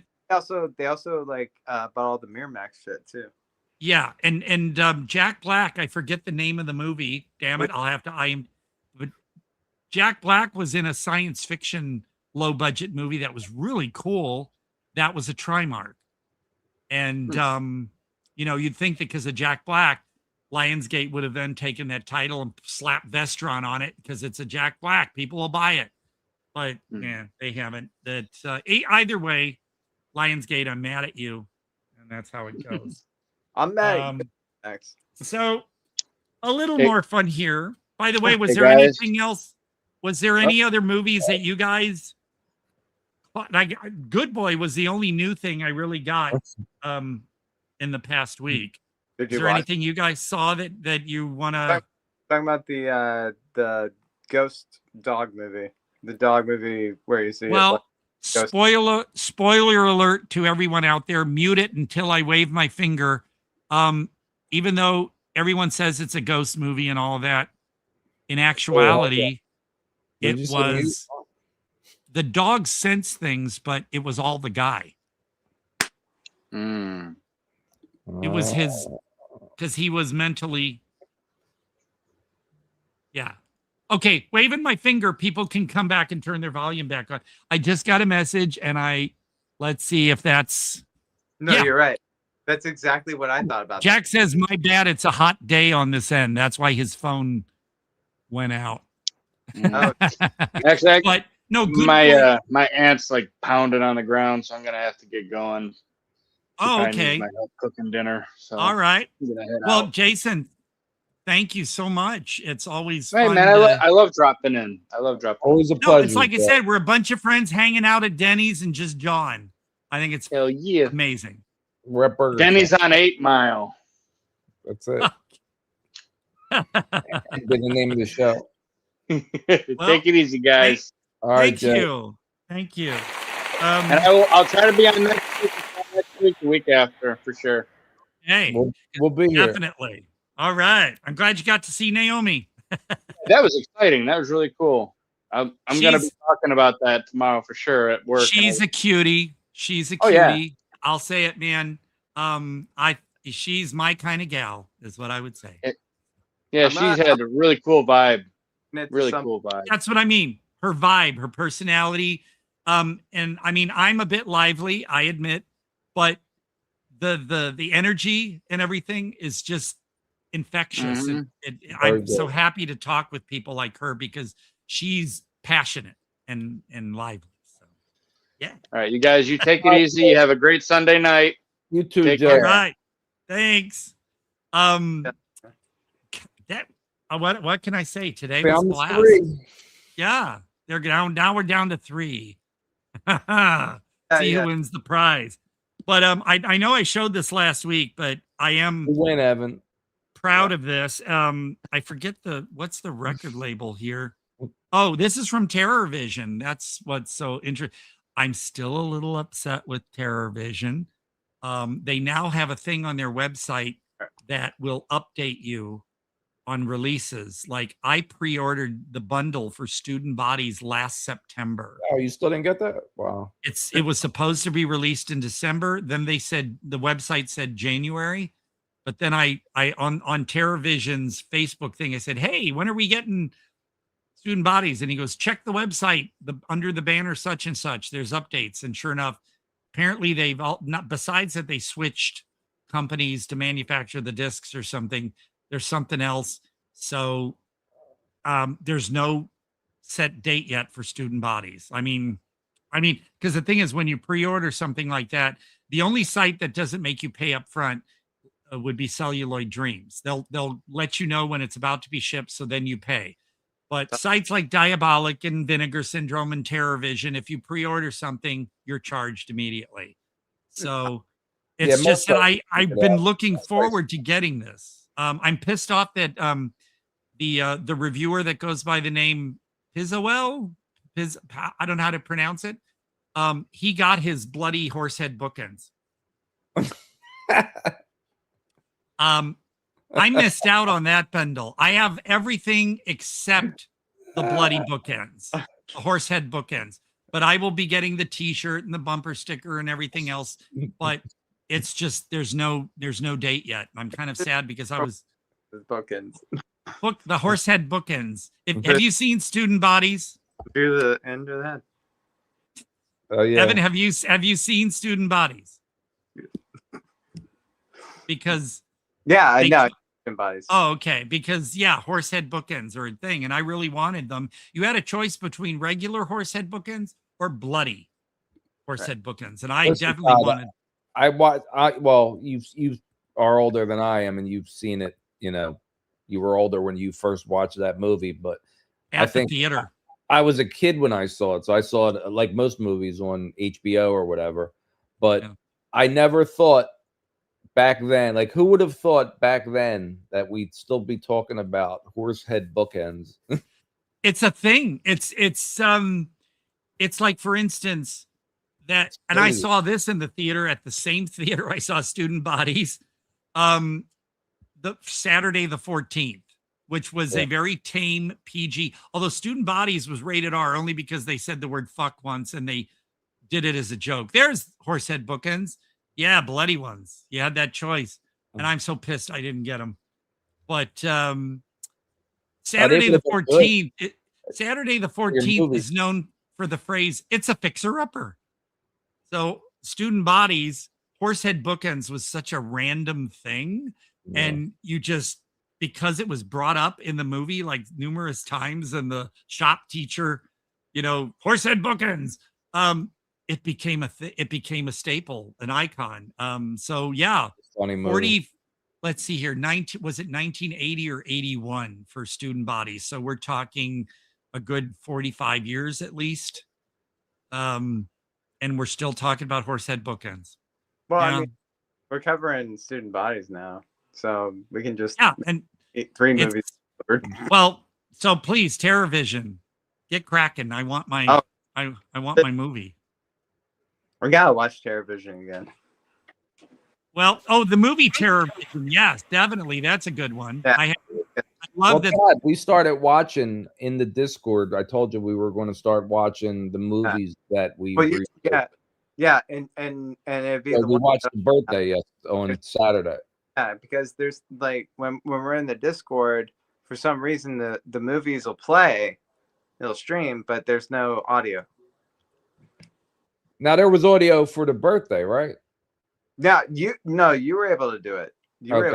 I wasn't able to do it. Oh, well, then watch it on Shudder if you can access Shudder. Yeah, no, I have Shudder. Oh, you did? Okay, I'm sorry. I might. Yeah, but the problem is that whoever was the administrator turned off my mute. Like he put me on mute. And I think it's Frank. I'll look. I'll see if you're on mute. If I could unmute you, I don't know. We'll see. Frank has Chris has the power, but on this one, but yeah, Frank, you never know with Frank.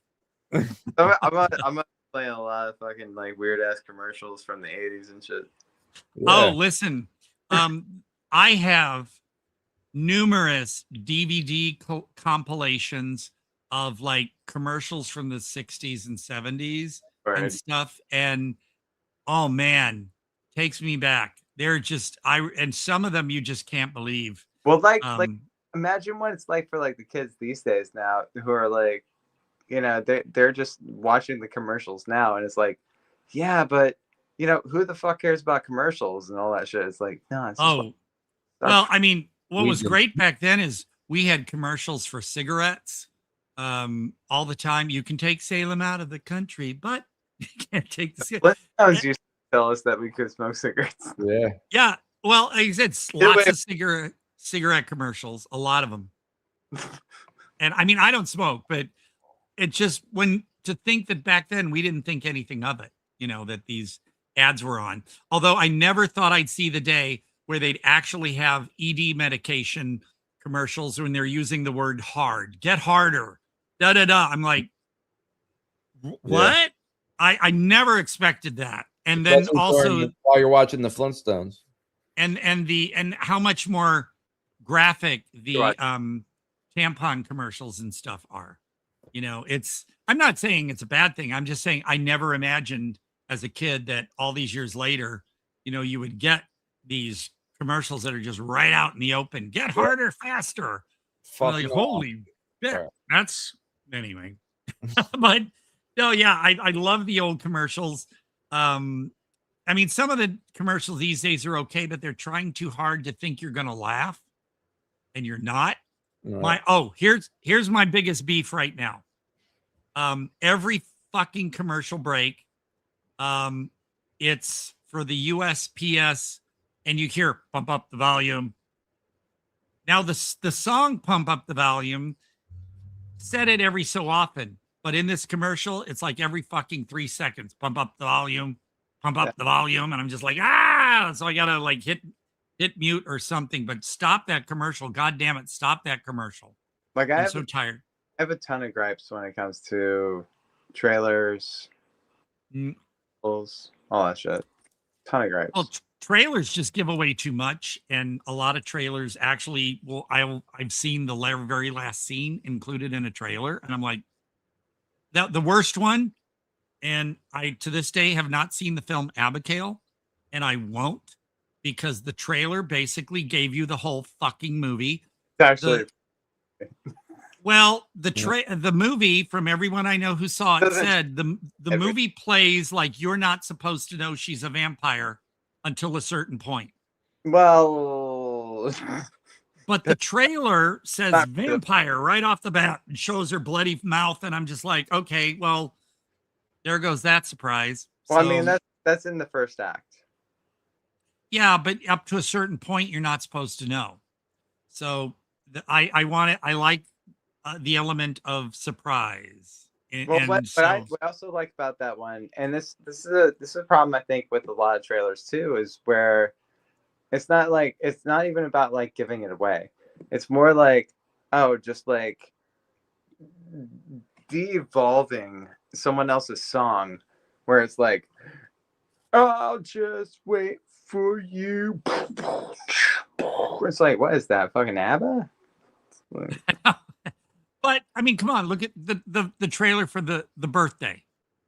Sure, they show a lot. Yeah, from it's a good trailer. It's a really good trailer. But you don't have any actual context of what the fuck is going on. But that's what we also acknowledge that was a really good trailer. It's a great trailer, except you're cordially invited to the end of the world, right?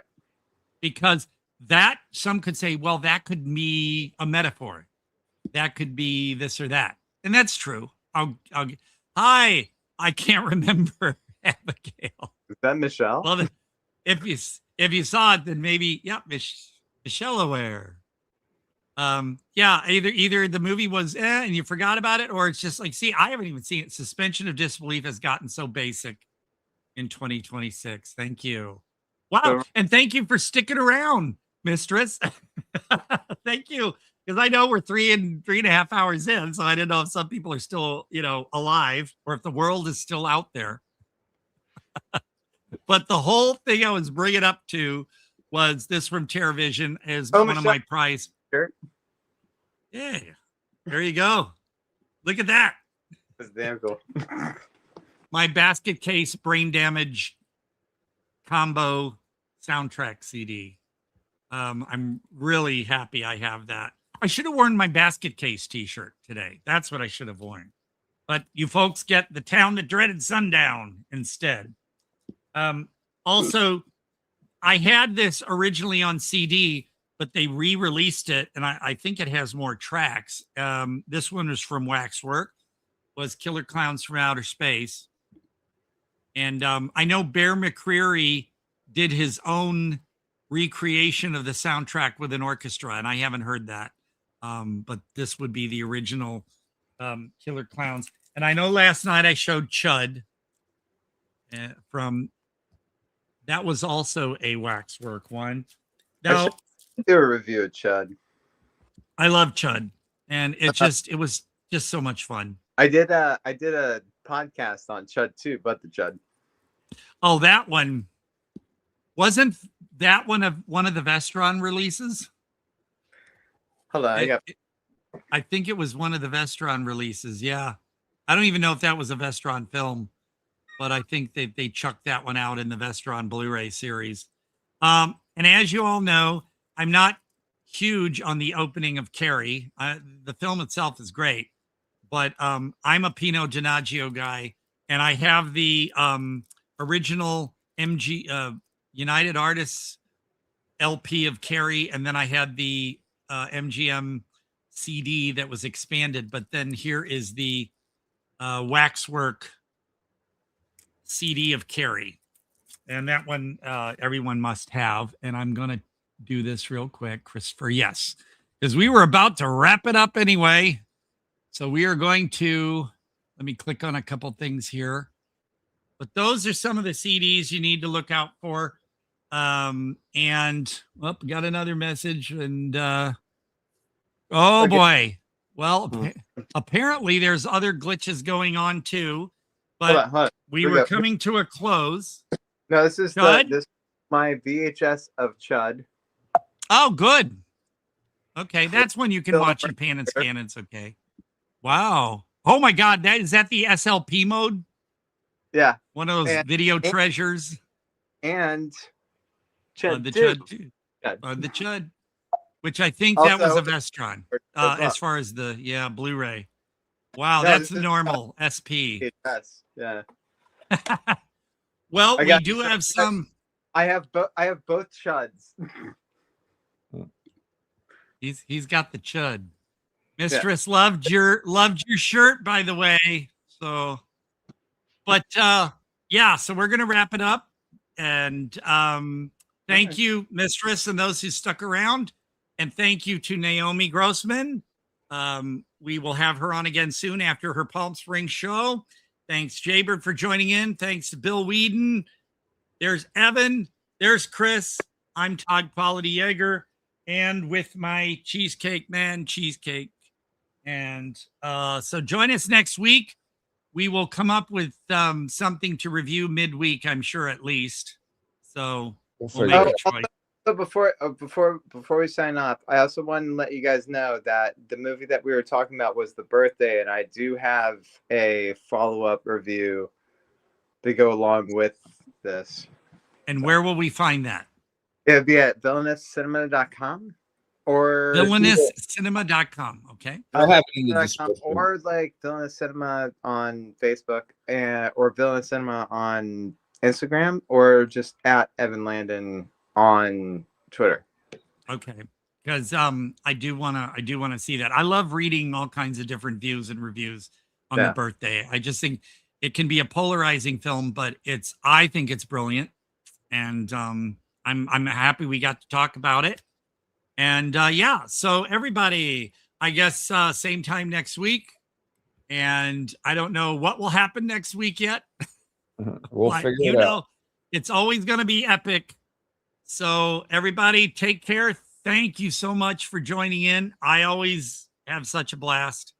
And unless if you're all finished with your important announcements. What was that? I said, say goodbye, Evan. That's his version of goodbye. All right. Thank you, everybody. Thank you, Chris. Thank you, Todd.